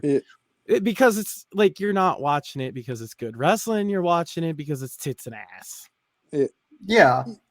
And if you're not into that, like I'm not. I'm a fucking happily married man. I'm actually genuinely like, I guess it's a bit of my tism. Like, I'm aggravated because I'm like, this wrestling fucking sucks. Not that most of the men are great these days either. I have I'm an old subscription, so I get all that shit for like the WWE shit for free. But Phil is the same age as you are, though, Max. So that's the. Well, see, I'm like a fucking old like Southern wrestling kind of guy, even though I'm from the North. Oh yeah. I'm like I'm all about like I still go back and watch like Memphis and fucking Mid South and all Atlanta They and all that are shit. so interesting. You said that this year for the WWE Hall of Fame, they're actually inducting Andy Kaufman. Yeah, that was about fucking time. Yeah, because that was he was a really big personality as far as pro wrestling went, like with the whole Jerry Lawler skit and the intergender wrestling and stuff like that. He was a very that might be the biggest piece of wrestling business to ever happen, when most people still thought that it was real or some of it was real. Well, a lot of his stuff was innovative that people are still that people are using today. Like he came up with that shit when nobody came up with that mess, and like and that's what it's about. Like it's like who transcended that entertainment industry, and then it's like you have to put him in as one of them. Mm-hmm. And Jerry Lawler for that matter, but he's already in the Hall of Fame. Yeah. I wonder who's going to induct him, because they usually have like one person that it's gonna be Lawler. There's no way around it, right? It has but to he's going through like his health shit though, like with the whole heart thing and whatever. True. I would say Jerry Jarrett, but he just died. So I don't know who else in maybe Jimmy Hart. It's got to be Lawler. You're right though. It has to be Lawler. I guess Jimmy Hart, because Jimmy Hart worked a lot in that as well. But Lawler, like if it's not Lawler, I think people are going to be disappointed. Yeah. Stacy Keibler, she's in I don't know why, but because she dated George Clooney. That's it. Legs for days. I mean, Yeah, but that's not why she's in the Hall of Fame, right? She's in the Hall of Fame because she crossed over mainstream, and they're like, "Yeah, give us some clout. We could use it in 2023. We're not." Yeah. I will say this. Look, I watch now.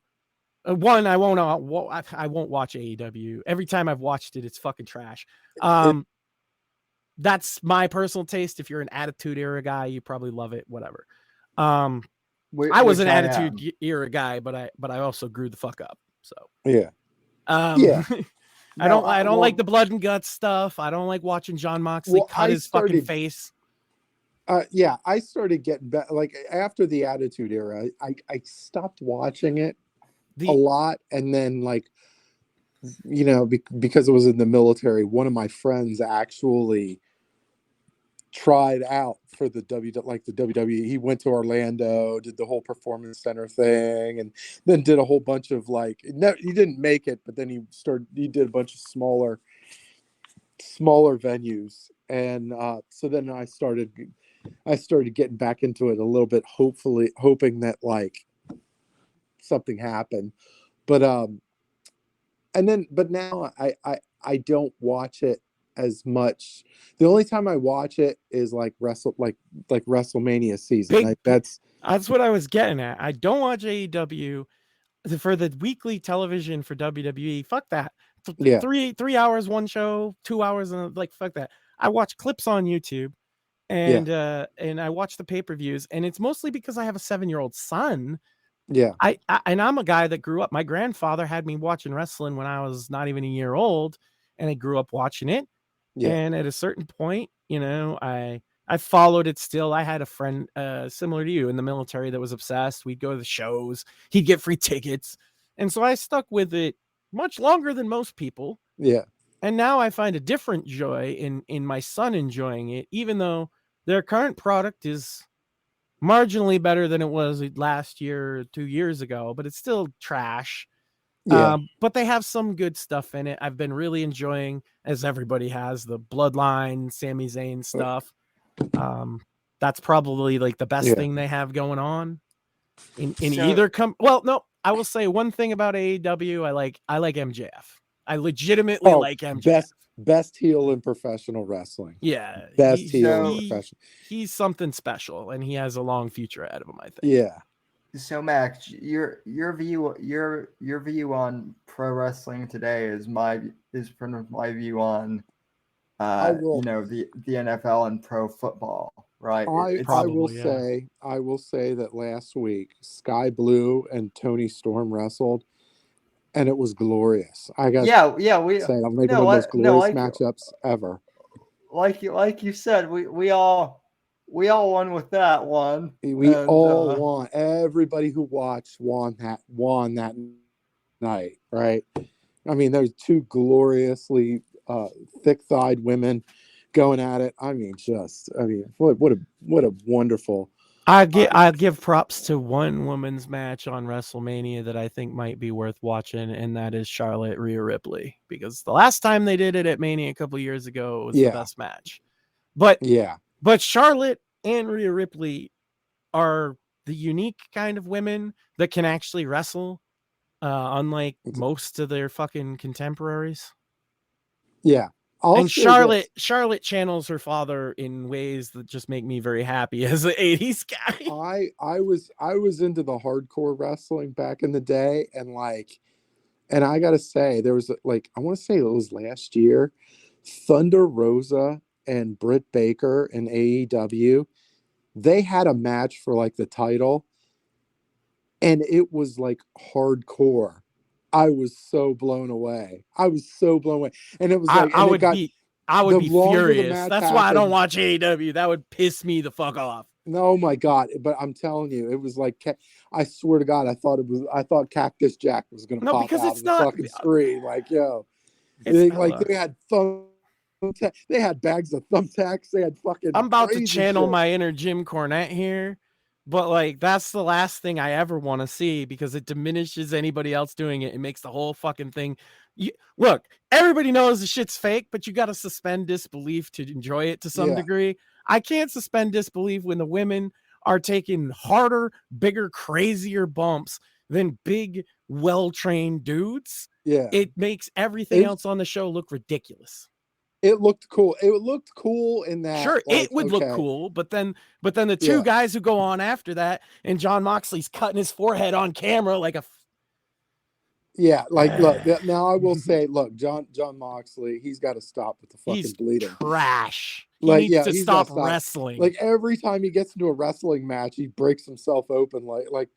Come on, stop. He's cut himself on camera. He bleeds on camera every fucking week.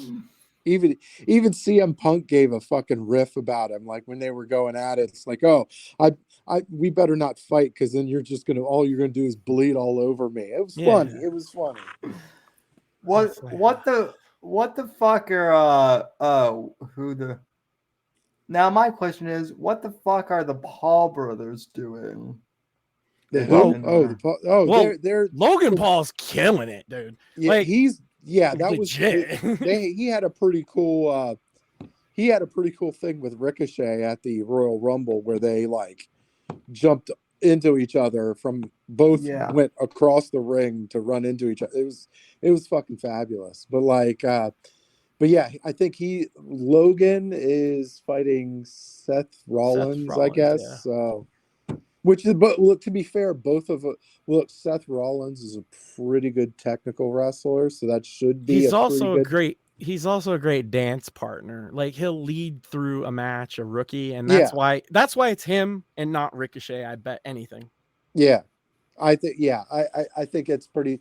Yeah, for WrestleMania, you want somebody like Rollins, because he can handle that. He can still do some crazy shit too. Maybe not as crazy as Ricochet, but I still remember the when he did a stomp out of an RKO or whatever. He's done some wild shit at WrestleMania. So I think that'll be the sleeper match of the whole fucking show, honestly. Yeah. I like it. I mean, I think this WrestleMania card is actually pretty good. Probably one of the better ones that I've seen in a long time. How about Ray versus his scumbag son? Everybody wants to see him beat the shit out of him. Great. Brilliant. This is the first WrestleMania that Triple H is going to be completely in charge of. So and you notice there's a lot of long-term storyline telling with this one. I like it. Like with especially the bloodline, you have a lot of bloodline, long term storytelling with it, and it's like Roman's really been the cool to champ for see. like 3 fucking years. Yeah. Yeah. But it's really cool. Like, and that's what you want. You really want that long term stuff because it plays in. Like, it keeps you wondering what's going to happen next. And it's like the biggest change that Triple H made, in my opinion, and for the better, was the first thing he did was reduce the pay-per-view schedule down to about 4 or 5 major events. Yeah. And I am all for. I love it now because I said I only watch the big events, and then I watch some YouTube clips for 5 minutes. I'm not watching a 3-hour show, so it makes those events special. My wife and son watch them with me. We order out. We have snacks. It's a blast. If it were every month, we wouldn't be doing that, right? Because usually, if they do them every month, they suck anyway. Yeah. It's just like 12 pay-per-views a year to just fill the calendar, you know? It's tough. Like and Triple H was saying something about it too. Like, he can't, obviously he's probably not going to be able to do anything about it from a programming perspective, but like he was saying one of the things he'd change would be like Raw, because Raw is like 3 hours long. Like that's tough. It's tough to fill 3 hours of TV in terms of like professional wrestling. Like 2 hours is probably more than enough time to get what you what you want. But it's like, well, now that you got Comcast paying inordinate amounts of money for this 3 hour programming, then you have to do what you have to do. But yeah, I mean, there you want you want something that feeds into the bigger thing, right? And like I feel like they finally done it. Like they finally started doing it again with Vince McMahon. They got very, I don't know, it was very predictable, very short term, quick of the moment type shit. And like with Triple H, it feels like, because obviously he's been doing it for so long, you have that long term storytelling, and it's just way better. It's way better to see. Yeah, it's not quite Memphis to me, but it's been good. It's been good. It's been a lot of crap too. Like, well, you got to work into it. Fucking Top Dollar. Fire that fucking guy. Get rid of him. Well, Even Michael Cole's shitting all over him, right? Yeah. Like, get rid of that piece of shit. But I mean, with there's a bunch of people that you could just fucking get rid of tomorrow. They're definitely in the right direction. They're definitely in the right direction with the long-term stuff. Because like, obviously with long-term storyline, you're going to need time to develop the long-term storytelling. So it's not completely, I don't know. It'll be interesting to not only see WrestleMania, but then the Raw after WrestleMania to see what kind of storylines they're going to try to start. I think my big thing is, I think after WrestleMania, they need to bring Braun Breaker, aka let's call it what it is. Brock Steiner needs to get main roster debut. It'd be great to have a Steiner on TV. He's got the look. He gets it. Everybody knows he's a fucking Steiner. Let's just call it what it is. Let's not Braun Breaker. His name is Brock Steiner. Jesus, why does he need a fake name? Well, I think is it Breck Steiner or something like that? I think his last name is something like Breck Steiner, and that's kind of where the Breakers comes from. Yeah, but like everybody knows he's a Steiner. He looks like a fucking Steiner, and I think it's especially older fans like myself would appreciate you just look. His fucking dad and his uncle are two of the greatest of all time. I think it was he didn't want to be originally tied into his father. Yeah, well, he shouldn't look like him. You know what I mean? Like that ship sailed a long fucking time ago. But I think, I mean, I respect you wanting to like kind of, do your own like you want to be Nate, like you want to be known for your own shit. But like, I mean, you're right. To be like, look at Charlotte Flair. Like, there was no fucking way she was gonna like escape. I was watching her babyface promo from, I think, Raw, which she's not a great babyface, but neither was Rick. Rick was always better as a heel, but the mannerisms, the way she points, again, as like a Ric Flair fucking mark from back in the day, it's uncanny how much she channels her dad. And she's leaned so far into it. I don't think he has to go that far, but man, I think he looks like a Steiner. I think Charlotte's a little bit better though, because like you could tell with her crowd work. I think her crowd work might actually be better than Ric Flair's. Ric Flair was fucking stabbed by the crowd, so I will disagree with you on that. Well, no, I mean, I'm talking like her interactive crowd work. Now, the promos are she's never going to beat Ric Flair on the promos. She's like, no matter how hard she tries. But I think she has her own little like cool confidence that does suit her well. Like she reacts, like if she gets booed, she reacts fairly well.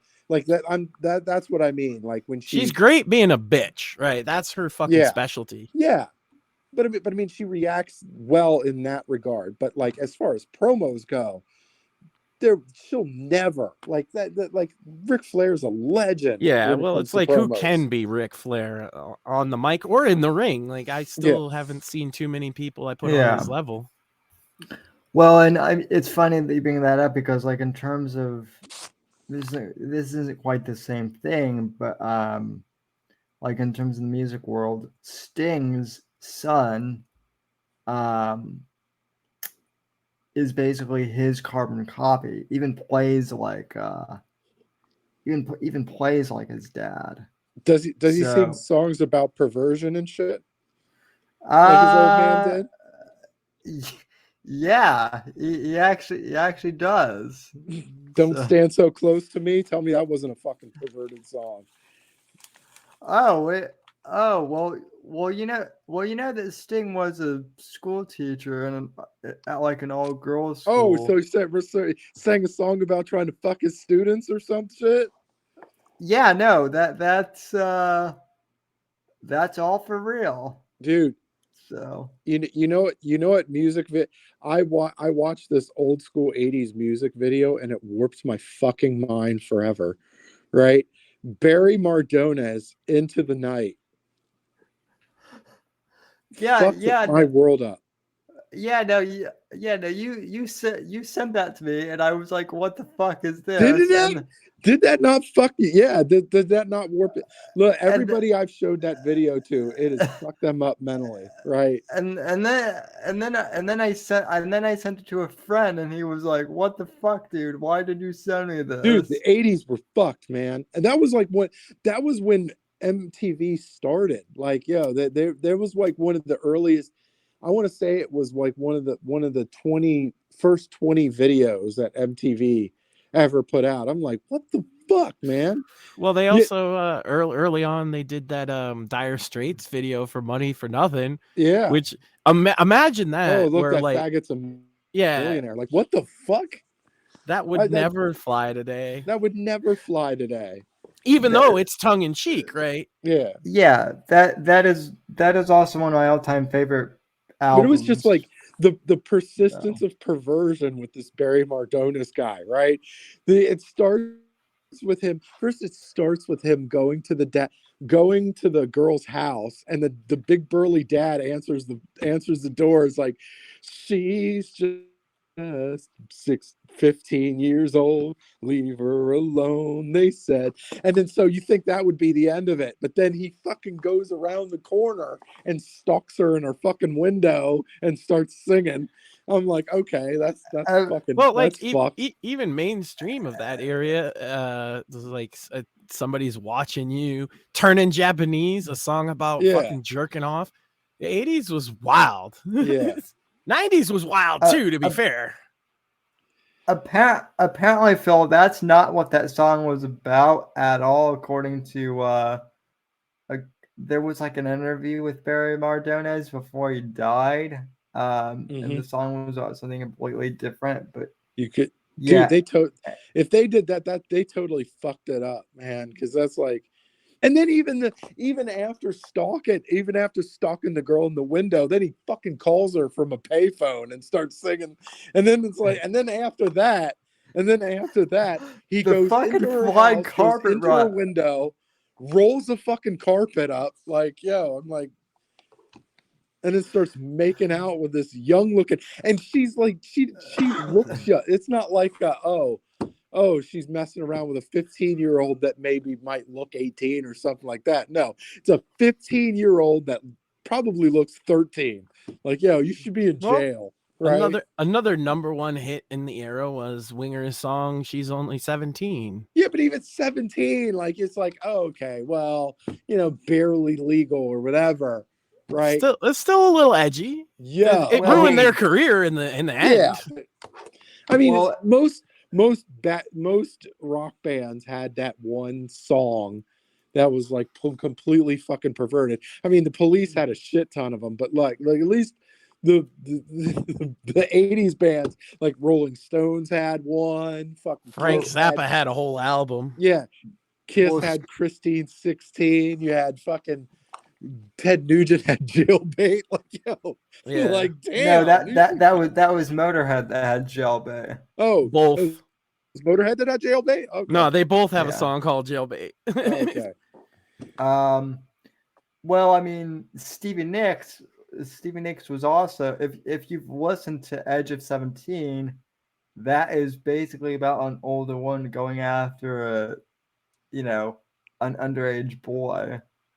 Yeah. Which to be fair, at that time, I mean, if I were a teenage boy back then, I don't think I would have necessarily rejected Stevie Nicks. If we're going that route, right? Hot for Teacher. Yeah. Oh yeah. I'm saying Hot for Teacher, which by the way is still an amazing video. Oh yeah. It's still one of the I watch that all the time. I'm a fucking music nerd. That's my fucking specialty. Now, Max, who is better, Hagar or Roth in the Oh, that's not even David Lee Roth. It's not even a contest. Yeah. No, Hagar has some bangers, but it's nothing like David Lee Roth. But Max, you would be surprised. Whenever I asked that on Twitter, a literal civil war. I bet. I'll say this. I've seen Van Halen. I actually went backstage and I've actually like shook hands with David Lee Roth, but he was very kind of like above it. Like he look at you like a peasant or whatever. He wasn't really like I don't know. Backstage, he was kind of like a dick, and not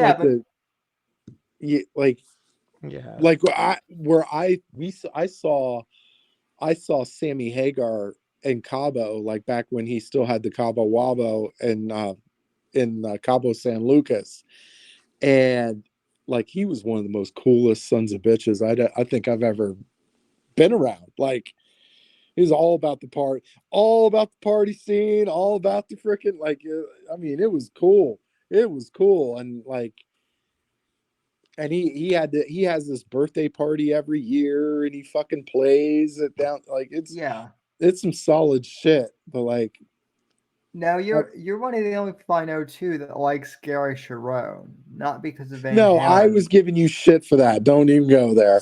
Right? I was just doing that as a joke. I did that just to see how many people I could piss off, and clearly it worked. Like, obviously Gary Cherone is not the best Van Halen singer. I mean, come on. Oh no, not in Van Halen, but in Triumph he's actually pretty good. Yeah, but I mean, no, it's like, yeah, because I put out a tweet a year or two back that said Gary Cherone, hot take, Gary Cherone is a better lead singer than David Lee Roth. Yeah, and Sam lost his shit. I bet. That tweet actually was in directly reply to my tweet of Roth or Hagar, which got a lot of people On the topic riled of up. like 80s like hair metal kind of vibe, you guys into Steel Panther at all? If you're not, Yeah. if you're not familiar, check out their song that just came out like this year, I think. 1987 is the fucking jam. That is like an absolute, like, it belongs in 1987, but it's also really funny, you know. Yeah, no, Yeah. I know 1987 will always be the year where men will wake up than women and no one seemed to care. It's that's a absolute classic. And they have a guitar pedal in the music video for it that is like this really cool looking 1987, and apparently they're selling it now, and I have to fucking grab it just because it looks cool. I don't care what it does.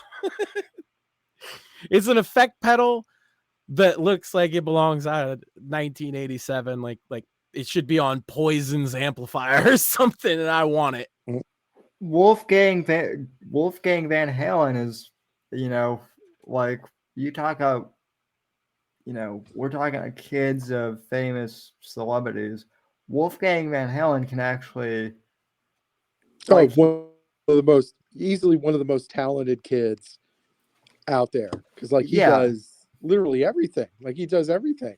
Like even with Van Halen, he could do the guitars, bass, drums for all their shit. Like, and it was impressive. It was impressive. See, I got my guitar is 80s as fuck. Hold on. It's fucking tiger print. There you go. I had to get tiger print black. That's nice. That's nice. Glenn Burton. Handmade. Very good. I played the shit out of this thing since fucking COVID happened, and having a lot of fun. Also, someone in the Odyssey chat, I guess, mentioned your Trump 2024 flag. Yeah, clearly you must be new here, because Max has had that for Take America Back is a better slogan than anything he's come out with, but I get why he wouldn't use it. But I've actually had this since 2020. As soon as the election was over, as soon like after January 6th and everything, and I was like, all right, well, round 3, let's fucking go. Yeah. It's gonna be. I think it's gonna be a lot harder this time around. It's just we'll see. It'd be nice. It'd be nice if he won again. But there's so many states now that are like corrupt beyond repair, like that weren't in 2016. Like I look at Arizona, Pennsylvania, Michigan, like a lot of these states. We got an uphill battle, but on the flip side of that, if you ask people economically, were you better off in 2019? It's hard to say where people are going to vote based on that. But no, if it would, I think if it was a fair fight, Trump would win landslide. I think he's going to win in a landslide in an unfair fight. I believe that. And I said the same thing in 20. I was less sure in 2020 because of all the fucking shit that was going on. But I actually said, not only did I endorse Trump the day he came down the escalator because I'd been a fan for like 20 years, but also I said he's going to win, and everybody laughed at me. And which is funny because that happened with like Ann Coulter on Bill Maher like the same weekend. Yeah. But like all my friends, we used to do a Friday like open panel discussion show, and I was just like, yeah, I'm endorsing Trump. Yeah. And also I think he's going to win, and they all just laughed at me, but they stopped laughing pretty quickly. I have the same feeling now. Maybe that's just my feeling, but I do think that this is going to be, we have to put in a fight one way or the other. I think he's going to have a harder time because it's there's states that have gotten more corrupt, mainly Pennsylvania and Michigan. Those were states that he won back in 2016 that are now corrupt beyond repair. I mean, you look at fucking Gretchen Whitmer, like, you know, the only reason really that she's still the fucking governor is the top 2 candidates were kicked. The Republican candidates were kicked out for like some fucking signature error or something like that. and then the one got charged. The third guy got charged with something or whatever. So it was like the fourth runner up for the Republican nomination, and it was like an easy street. Like I don't know. It's just like I'm not saying it's gonna be easy. I'm just saying I believe in my cause, and even if we lose, I'm gonna carry on. I'm not saying don't believe in it and don't still fight. I'm just saying, you got to be mindful. You got to be mindful of the corruption going on in these fucking states. Yeah, well, I mean, for me, well, and it brings me to my other big thing on that is like, this is why getting involved in local politics matters, even if you're not running, right? Mm-hmm. Just knowing who is running. Most people, they just whatever party it is in their area that people vote for, they'll vote for that guy, and it's not really getting people into positions they really like. So maybe just whoever the incumbent is, Republican, Democrat, don't matter. If your mayor is a fucking one or the other, maybe just vote for the other guy just for the fuck of it. Maybe, or if you really want to have some change, get involved with elections. Be a poll taker, be a fucking, a ballot harvester. Like, and Trump was saying we should be doing that, and he's not wrong. If that's the game now, then that's the game we need to play. If they're fighting dirty, you better be fighting dirty too. But it's not even dirty, right? They said it's fine, so okay. In fact, they said it's the most free and fair election in fucking America. Okay, fine. Then that's the game we're playing now. Then I'll tell you, I'm gonna go and I'm gonna, harvest some ballots. I'll tell you, look, this Russia-Ukraine shit could sink this fucking country. Like, it really could sink this fucking country. And like Trump is literally the only fucking person that's like not down with any of this shit. Like, yeah, he's not down with any part of this fucking conflict. And nothing would have happened if he was still yeah, we wouldn't be in be doing like we're technically, I guess we're not boots on the ground, but we're basically in the fucking it's a proxy war. It's a proxy war. And it's like we've already spent like over $100 billion, and it's not changing. Like Russia's going to wipe out Ukraine. It's just a matter of time. It's like does it happen now or does it happen later? Like, and we spent all that money being spent, and for what? To give defense contracts to fucking and then to buy off the Ukraine hierarchy, and then once Ukraine goes to hell, they're going to take their money and move to fucking Europe or the United States. I think Zelensky has a fucking villa in Miami or some shit. Like, he's gonna be a movie star when this is over. It's fucking ridiculous, man. It's fucking disgusting, is what it is. Yeah, and the other thing is, I do actually empathize with the average Ukrainian guy that's literally fighting for his fucking his nation, his country, his territory, his family, right? Yeah. So on the one hand, I have immense empathy because it's a war of aggression that's not their aggression. So I'm inherently it's not. We had Kurt Doolittle on 2 weeks ago. He has some. We'll have to have him back to talk about Ukraine because he used to live there and he has some pretty strong opinions on it. And his are basically similar to mine. Is like the reason it's taken so long and been so tough for Russia is because Ukrainians are kind of a badass people, but you can only deal with so many waves of the horde before you're fucked. Yeah, we are used to Iraq and Afghanistan, but really those were smaller, already war-torn countries that we kind of just went through quick. We just inserted ourselves into their civil wars, and we didn't give a shit. We didn't give a shit about international law or the Geneva Conventions. We didn't do any of that shit. Like we bombed civilians, we bombed children, and fucking all that shit. We didn't give a fuck. Like with Russia, they actually were mindful, because it was like, and you heard some of these people, they're like, no, we don't want to kill Ukrainians. These are our Slavic brothers. Like, we're not trying all that. And like, so there's a little bit of a, they're being more cautious, which of course, I would say on the meta, that's true. There's obviously, and this is the like reality of war, you guys, you just got to understand, there's been atrocities on both sides. And that's war in a nutshell. Yeah. But I do agree that I look, if Russia really wanted to, institute a draft and go all in. Yeah, if they wanted to, if they truly would have wanted to, they could have bulldozed that fucking country within a month. Yeah, like, but they didn't want to tear down the infrastructure and every fucking thing else. They wanted to quote unquote liberate it. Because there's Russian history in that country too. It's not like but and Trump fucking saw it. Like, he's like, no, why are we getting involved in this shit? It's ridiculous. Like, you had Obama fucking aiding the Maidan coup, and like, and then Trump's like, what the fuck are we doing, right? Yeah. Well, and I always like to point out specifically, Obama, everybody rewrites history that Obama won because everybody was just so fucking happy to vote for the black president, right? That's not why he won.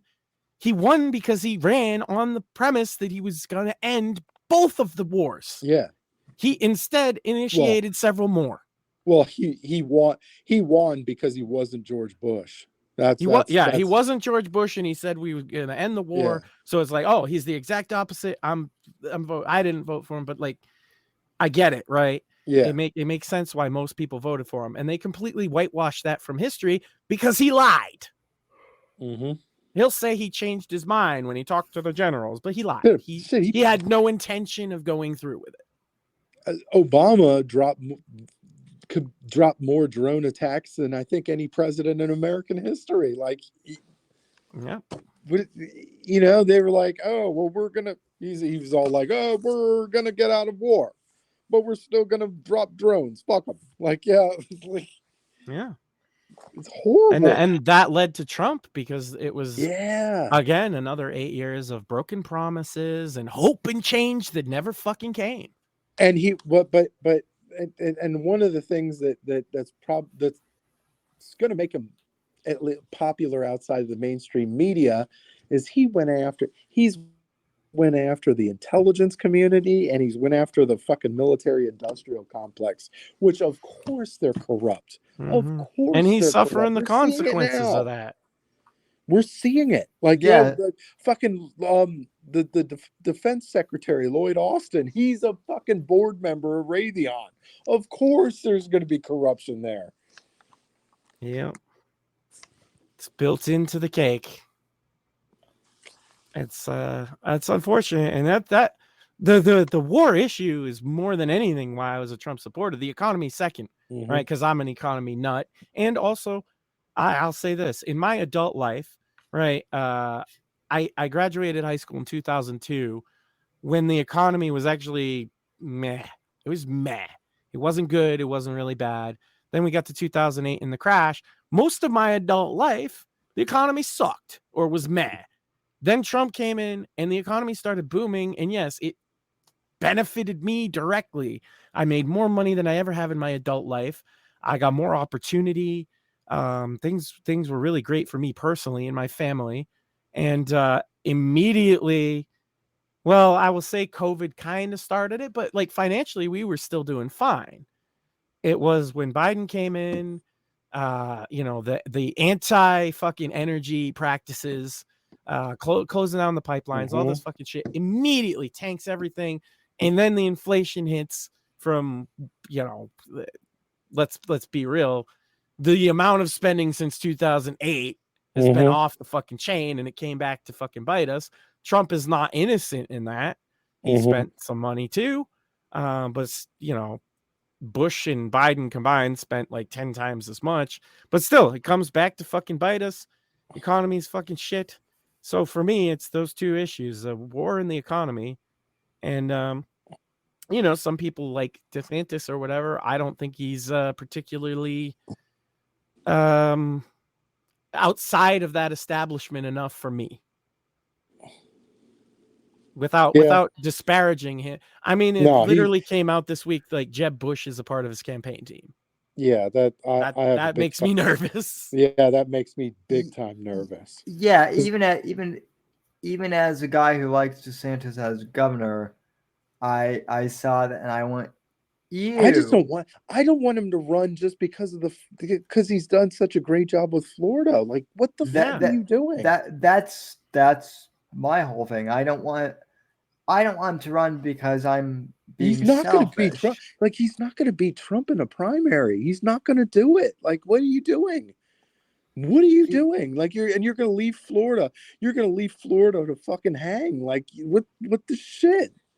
Well, and also, and a lot of people don't even talk about this here. Like when he initially said that he was running for re-election here, he said point blank that he wasn't going to be running for president until at least 2028 because he was interested in finishing the work that he started here.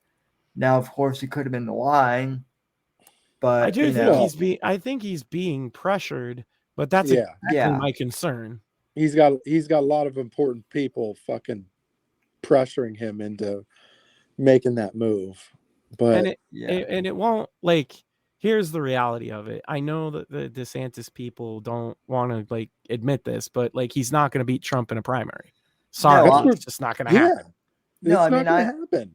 So he can damage Trump, I guess, if that's all they want. But if he just wants to be the establishment's hatchet man, then I'd never vote for him. I think the best.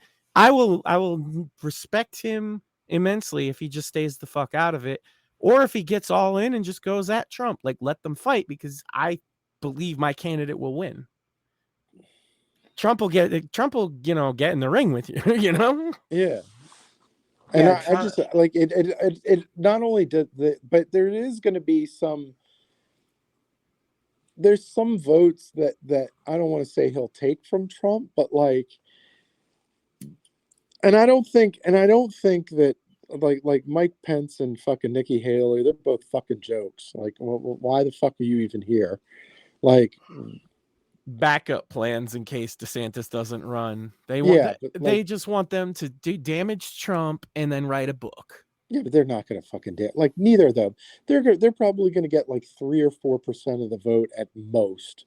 No, I mean it's not about the vote, right? Trump will wipe his ass with Mike Pence. They're going to try and take heavy shots at him. What's his face? The other guy there, the fucking Secretary of State, Pompeo. Like all of them, they're going to be like, oh, when I was working with Trump, blah, blah. Nikki Haley will do this. There's a reason it's all people that worked for him, right? Mm-hmm. They're hatchet men. They were promised that if they fucking do this and then they write a book, China will buy a fucking million copies of it. Mm-hmm. And I don't know. I wonder how China is going to operate that shit though, because like, same way they've always been. Like, here's the thing: when I talk about the like radicalism, I don't think they like Biden right now. They damn sure don't respect him. Like, that's exactly why they would prefer him. Yeah, that's true. Because they don't respect. I mean, Asian politics is a different animal. This is why Trump did so well with fucking Kim, right? It's like he was a strong man. Kim talked some shit. Trump talked it back, and he gained respect. Next thing you know, they're shaking hands, and Trump's the first president in North Korea. Asian politicians don't respect weak leaders, and Biden's a weak leader, and they don't respect us. Also, they fund both sides anyway. This is like a provable thing. Yeah. Go look up anybody in chat that wants to do this exercise. Go look up Richard Spencer's Bitcoin wallet. And go see who's donating to him. And then while you're at it, go also check out the public Bitcoin wallet for DC Antifa.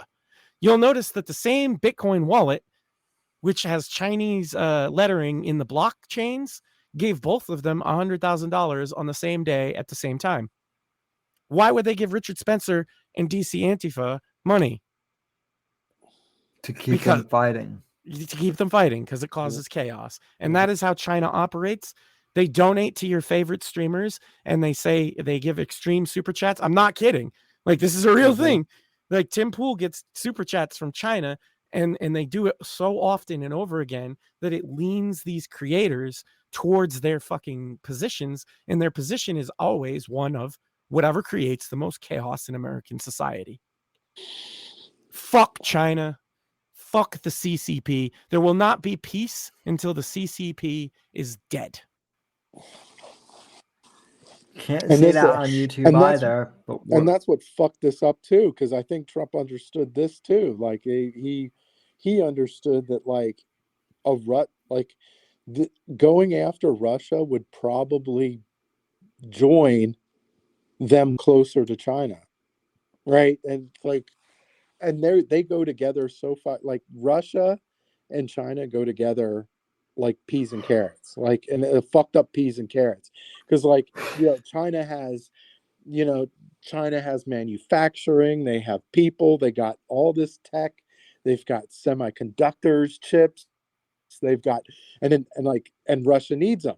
And then Russia has food, wood, beef, oil, all that shit. And they don't, by the way, have the semiconductors. What's up? They don't have the semiconductors. That's their biggest problem. They do. They just don't have as many as like Taiwan. But no, they have access to others. But we're coming. So the field I work in, it's a significantly smaller share than Taiwan, but they're significantly worse to the point that they don't use them for anything useful.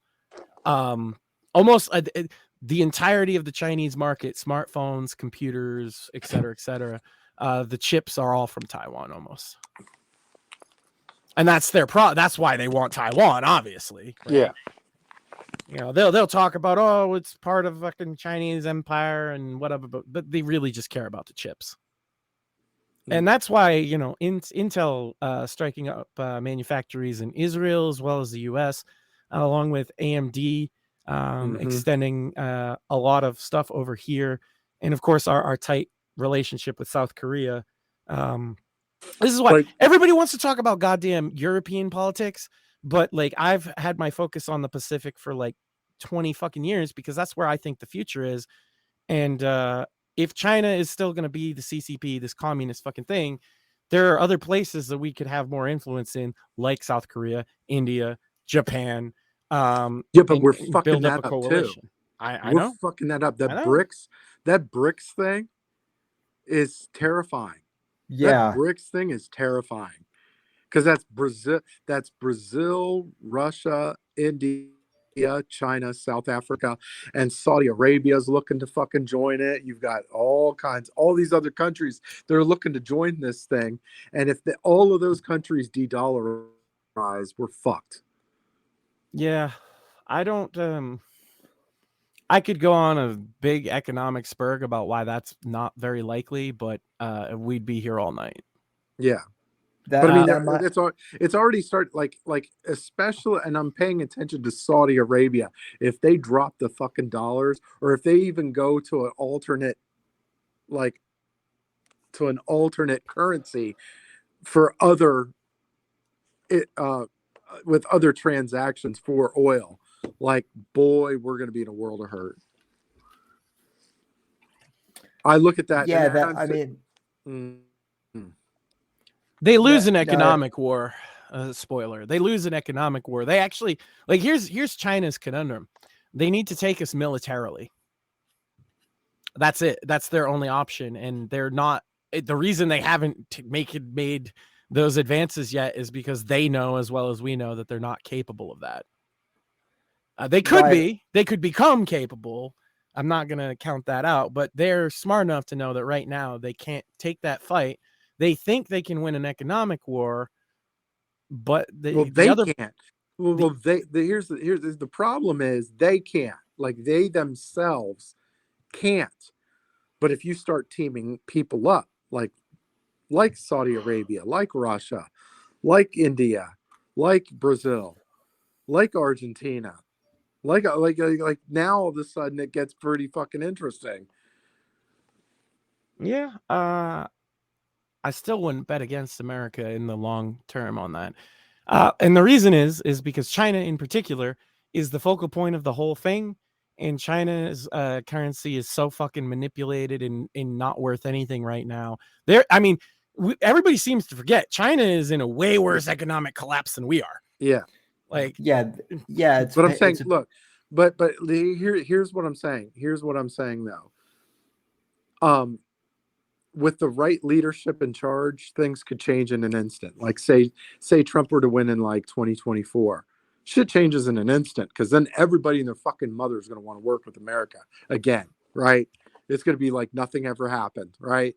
But if we get 4 more years of Biden, now all of a sudden things get real scary, really quick. Because he's got some incompetent motherfuckers working in his shit. And that's the scary part. It's not so much, we're fundamentally changing for the worse. It's like, no, we have the potential to flip it on its fucking head overnight if the right leadership is in charge. Yeah. The problem is we've got incompetent fuckers at every point in the administration. So it's like, I would counter that by saying that, yeah, I agree with you 100%. China is in the same, if not worse, straits as is Russia, as evidenced by a lot of their fucking military blunders on the leadership level. Yeah, well, let's bro. If they look, I'll say this: if they didn't win that war in a month, it's a blunder. Sorry, it just is. It just is. I see it a little differently than you from a strategy. Like I see what Russia was doing.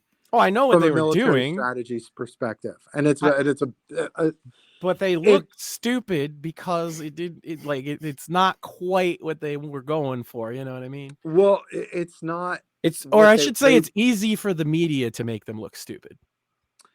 Yeah, but again, I mean, the media is just a glorified propaganda machine, and I mean, right? But you don't make it easy for them, and Russia has. Well, Russia was going to do what it was going to do, sure, and but if your argument is that their military is like hyper competent, I just disagree. They don't give it I'm saying from a lot of these guys fucking fled because they were drafted and they were a bunch of like heroin addicts and they didn't want to be there. That's a fucking blunder, right? Well, okay. And again, I there's a little bit of pushback to that, because there's first off, with the war, there's going to be a lot of people fleeing. Like there were people that were fleeing. There were people fleeing with the Iraq war. There were people fleeing sure, but they purposely sent in the dregs. Like they went and drafted a bunch of fucking drug addicts, right? And gave them guns and gave them a little bit of training and sent them down there. And it's no surprise that a large proportion of them either didn't want to fight or got killed. Well, what I'm saying is they have better fucking military than that. They sent them as cannon fodder, and it just looked bad. Yeah. So I think I think you might be referring to the Wagner group, that were recruiting people from prisons, and by the way, we do that too. No. I'm talking about the actual fucking the Russian military. They took a lot of people, not in prisons, right? Russia's not a very rich country outside of Moscow. It's very rural, and there's a high level of drug addiction in poor communities, just like there is here, right? And they recruited a lot of them because it was like, hey, you can get money and serve your fucking country. Here's something to do instead of being a fucking drug addict. And a lot of them took the money and fucking ran. I don't know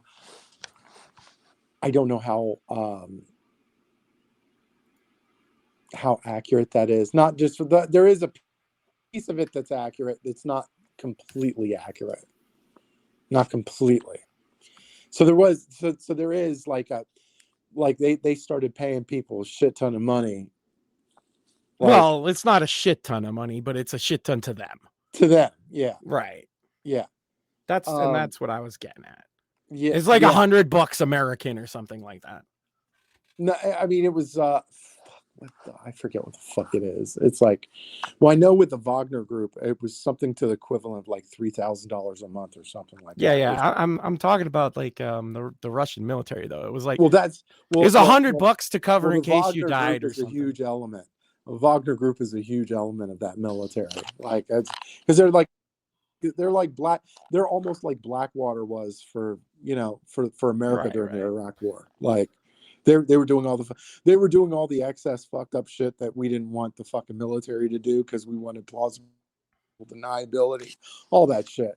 I just think that I just think that saying, oh, they're competent and everybody else isn't is a bit silly. No. That everybody's incompetent. There's levels of incompetence. That's my take. Is everybody's incompetent? Every government is incompetent. There's competence, and then there's levels of competence. Like some not so much. Some yes, some no. But like I'm saying, Russia was like. From what it looked like from a tactical standpoint, right?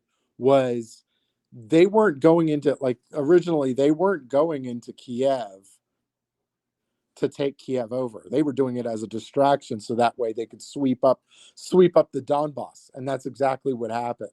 They just, and then once they swept up that Donbass, is that not using them as cannon fodder? Exactly. Is that not using people as cannon fodder? No, you're sending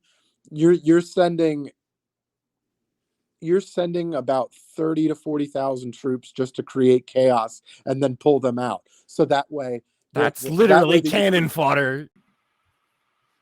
You're expecting losses though. Like you're splitting hairs with like exactly what I said, and I understand that. I get it, but like it is cannon. Like if you're gonna send 40,000 people there, knowing full well they're not gonna win the battle, that's cannon fodder. Well, it was to create a distraction. But it's still cannon fodder is always to create a distraction. Are we still live? My signal cut out there for a sec. Let me see. It looks like we are. Yeah, because your thing cut off, but I think we were still chatting while you were cutting. Yeah. Also, Shmuley is like much more versed in this shit, and he told me he wants in. Yeah, I was sending him the link right as my Wi-Fi took a shit. So I gotta roll out because it's late. Yeah, it's late. Well, realize that. Yeah, I'm still at work and I gotta go home. Well, there you go. Well, it's been a pleasure. Yeah, it definitely has. We got to do this again sometime.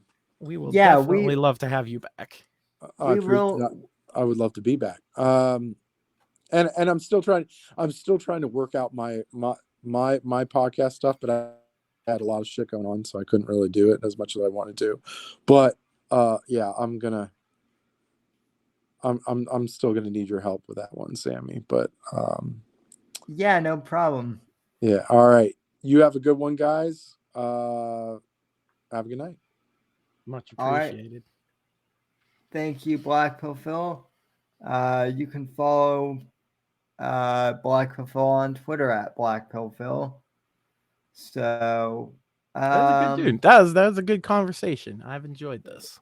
Yeah. Yeah, we haven't had any guests for a few weeks, and like I said, unfortunately, this week has been a bit of a clusterfuck in terms of the news. But hey, at least we got, we were able to turn the negative into somewhat positive, at least in terms of the show. So, yeah, but why don't we end the show on a somewhat positive note, I guess? And Max, you said we have some Steam codes to give away, huh? Oh, that's correct. how will we do this? Because you are across multiple chats. The big one I'm going to give away on Rumble. So if you're not watching on Rumble right now, you're missing out. This game is again, you can redeem this key on Steam. And so the big one for today will be I have two big ones today. I have Biomutant, which is a open world RPG where you like play as like a little fucking furry. It's a lot of fun though. He's like a little gunslinging samurai furry or whatever. It's pretty cool. And the other one that I have is SpongeBob Battle for Bikini Bottom Rehydrated. And yes, that's a much better game than you probably think. Also, that is going to get dropped in the Rumble chat. So I'm just dropping the key in Rumble chat. I'll check in a couple minutes to see if anybody's redeemed it. And that's it. First come, first serve for that one. The other one for Biohazard, I don't know if you want to figure out a way to give it away. I don't want to just only give it to Rumble, right? We're across two platforms at least. I'll tell you what. If you guys are listening to this on, well, let's see, it's Wednesday. We'll probably drop the Spotify episode tomorrow morning. So right. So unfortunately, if you're not listening live, you're missing out. Yeah. But maybe within like the next 24 hours, if someone wants to redeem it, we could do something like that, maybe. Okay, yeah. So if you hear me right now and you want this game, Biohazard, which you can look yourself, it's like a $25-$30 game when it's on sale. It's a pretty good little game. I beat it myself on the Steam Deck, and what you should do is tweet at Sam on Twitter. And you should know his Twitter if you're a follower, and at him. I don't know. What do you want them to fucking at you so you know it's for the key? At me that you listened to last night's show, and what is I'll give a little pop quiz. And wait, I got the question. If they watch the show, right? What if it's you tweet him the best Van Halen singer? Yeah. If you tweet him what you think is the best Van Halen singer, we'll pick from there. Hashtag Whitfield Report. And there we go. You can win that game. And if a lot of people do it, I have several other games that I might give out too. So just, if a lot of people are doing it, don't mean you can't win. So at Sam on Twitter, tell him your favorite Van Halen singer, hashtag Whitfield Report. You can win this game for free. Easy. So, don't say we never gave you nothing. No, I mean we've given we will actually, hopefully we can turn this into a regular thing. Probably. I have a lot of codes. So yeah. Actually, yeah. If a lot of people enter, I'll tell you what other games would be on the chopping block if we get a lot of entries. Star Wars Jedi Fallen Order, Lego Marvel. I think the codes are fun. I wish we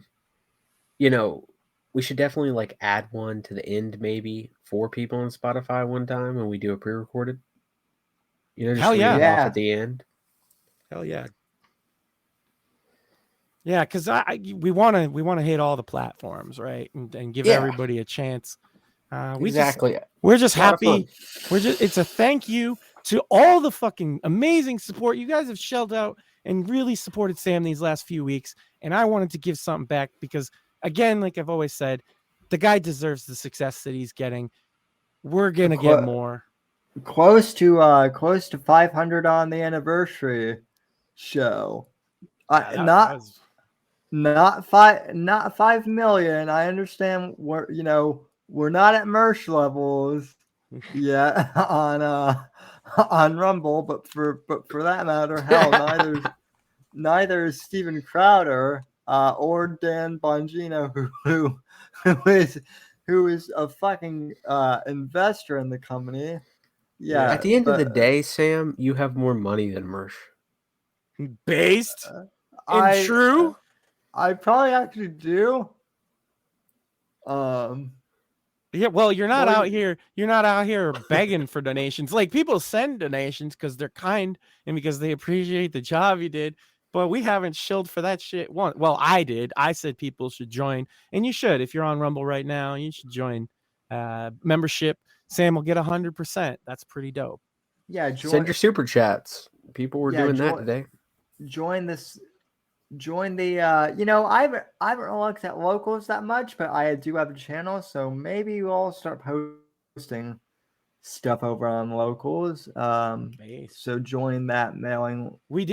I did not forget, audience, about the t-shirts. We are working on some Sam designs with my design department, aka my wife. So we're gonna come out with some stuff fairly soon. She's having fun with it. No one's having more fun than us, folks. Straight up. No one. Yeah, I'm just triggered that I missed him. I had questions for him that would have been fun. Oh yeah, you had questions for Black Pill Phil. Yeah. Well, I'll tell you what. I think at one point we should have, and we can do this now that we're on Rumble. We really should have a just like a Ukraine discussion. Yeah, well, I mean, I don't know if I'm prepared for that. I just, he was talking a lot about tactics and stuff. And strategy. I wanted to see what his overall take of what they were trying to do. Yeah, well, I understood what he was saying, but I wanted to ask him what he thought their overall objective was, right? True. That's fair. It seemed like that's where he was going too. Yeah. And I was just pushing back on I don't think that any government is competent right now. That's my take. Yeah. It wasn't just Russia bad. It's I don't think Ukraine's leadership is very good either. They're good at extracting money out of my fucking wallet. Well, that's feint, about it. Like he was talking about a feint. I mean, America did this very, very effectively, right? The Iraqis thought we were going to do a naval invasion. Yeah, and look, I understand that fucking cannon fodder is not like a military, term or whatever. But yeah, if you're gonna attack a city with no intention to win and expecting casualties, then those men are cannon fodder to you. Well, that's how I see it. I don't know how much you want to get into it, but it's just like if it was truly a feint, then like sending in the VDV to Hostomel Airport seems absurd. And well, that's why I said you know more about the minutia of it than me. Yeah, I mean, it could be, right? It's one of those things where like it's kind of not falsifiable unless I had like an inside document and knowledge. I just know that I don't want them taking any more fucking money. That's what I know. I was also going to get into that because, yes, we've given lots of money to Ukraine, but the number that most people are throwing around is inflated because they're including all of the weapons we gave them at their original price when we purchased them, right? Fair enough, yeah. So, I mean, if we send a 50-year-old missile that we were about to dispose of and it cost money to dispose of it, giving it to them, yeah, I mean, it probably wasn't worth, probably shouldn't be accounted for like $5 million or whatever. Oh, we definitely dropped surplus on them for sure. Yeah. You're right. So you really would have to dig into the minutia to have this. That's why, I'm not really prepared to do that. You know what I mean? Right. And we were just shooting the shit at that point anyway. Like I say, I'd love to come back on. It was you had some interesting takes on shit. Great guest. Yeah. Yeah. Phil, we got into wrestling, and I know like there's a portion of the audience into that. So I tend not to talk about that on the internet. There's too many goddamn wrestling podcasts out there. So there really are. I listen to one and one only, and it's Jim Cornette. And yes, politically, he's as opposed to me as it comes. But when the man talks wrestling, he knows his shit. Well, and he's funny. Well, listen, we may have to get Jim Cornette on the show at one point, just that because would be amazing. Just because Mersh hates him. So for no other reason than that, I kind of want to get him on the show, just so that we can get that spurred out. So yeah, it'll never happen in a million years, but we can dream. I'll email him. I'll say, hey, would you come on my Disabled Friends podcast? And he's hey, we got Kurt Doolittle, True. No, and that is a great segue. We do have guests coming on in. People's scheduling is rough to work out on. I hope everybody enjoyed tonight's guest. Obviously, I did. But yeah, I am talking to people. I have people confirmed that they're going to do it. It's just a matter of scheduling conflict. So keep your eyes peeled on Wednesday nights, because if we're doing big interviews, it's going to be the Wednesday show. That's the flagship now. So, and of course, check out. There was low view numbers on Rumble even for the Monday show. Guys, go check out Sam's breakdown on the congressional hearings. It's actually really good. Yeah, and regarding TikTok, and I also talked about the Internet Archive lawsuit, which apparently angered the conservative boomers who are like, it's the Internet Archive is the same thing as piracy. Torrenting is okay. It's a bit more nuanced, and it's way no, it's not a bit more nuanced. It's way more. It really revolves around the textbook publishers in particular, and they have a bit of a fucking cartel going, and it was disrupted by the lending program. And yes, to a degree, the lending and letting people copy it is piracy, right? It is piracy. They're not wrong in that. But the counter argument is that a lot of the information on the archive is abandonware, essentially. Yeah. The textbooks aren't, and that's the fucking problem. Going against the textbook industrial complex is actually not a good idea. Unfortunately, the archives had no choice. We'll see how it turns out.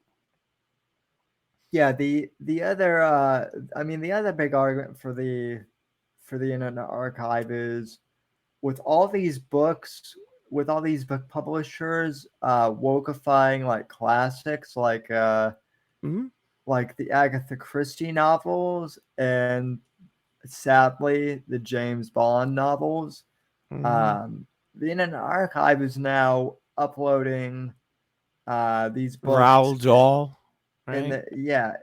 in their original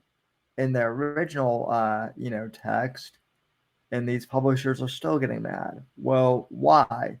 You abandoned the original text for your the problem is that, and this revolves around copyright law itself being archaic, and like the Digital Millennium Copyright Act that they passed, the DMCA that we're all familiar with, was garbage when they passed it, and it was outdated when they passed it. Yeah, it does need to be revamped, but if they do, it would get worse, right? We're in a catch-22 where anything the government does, they tend to make worse.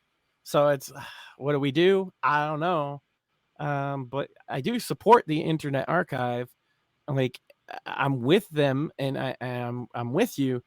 But when they just are giving away the textbooks that cost like $400, like, what did you expect to happen? These publishers, that's their, like, they get a cut off of used book sales. Who else gets a cut off a used sale of their product other than textbook manufacturers? Like used video games, they don't get, like, EA doesn't make a profit off of or whatever. Used textbooks, because they make deals with all the college campus textbook stores and shit. It literally is a cartel. Yeah, and they have a political ideology, of course. Of course. But not one we like. But yeah, I mean, that was all on the Monday show. We're still getting views, almost to 500 on the anniversary show. And yes, I realized that was a long one. So I realized that people are going back and watching different segments. Sure. But nevertheless, I'm still glad that people enjoyed that. I'm glad that Apex Gamma was able to come back. That was fun. Yeah. Shout out to Apex. Show. And who knows? He might be doing some music for us in the future, I'm told. I mean, crazy as this is, I just refreshed the Rumble feed and we're already at 284. So things are going well. 284 on this one? Yeah, this one right now, and there's 12 people watching. Shout out to you 12. You're the real troopers here. You sat through all that shit. You're amazing. Yeah. Yeah. So anyway, I think we've got some, we're trekking forward. So and yeah, we're doing things that we couldn't do on YouTube before. So anyway, folks, unless either of these two gentlemen have anything more to promote, I think we'll call it a show.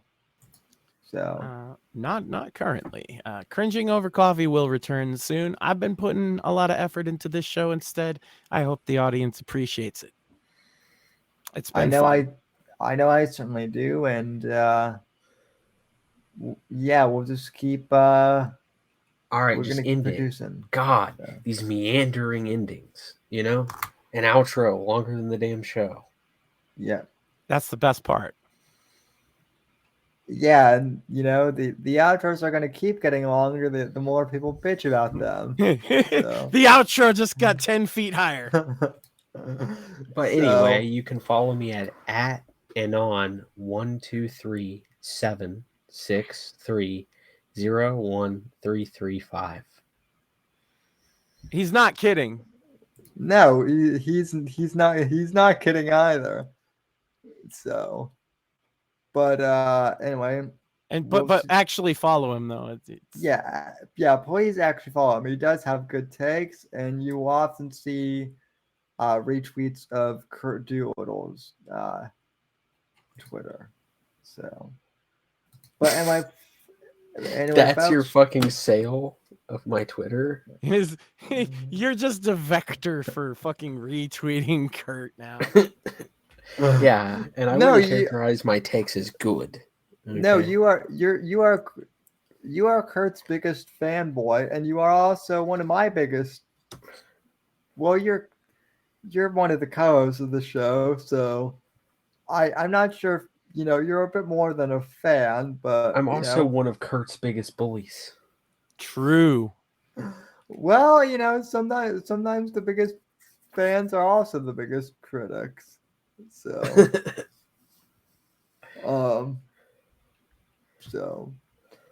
but anyway, folks, we'll talk to y'all down the road, and we'll see you next week. So until then, take care, and we'll see you on the next episode.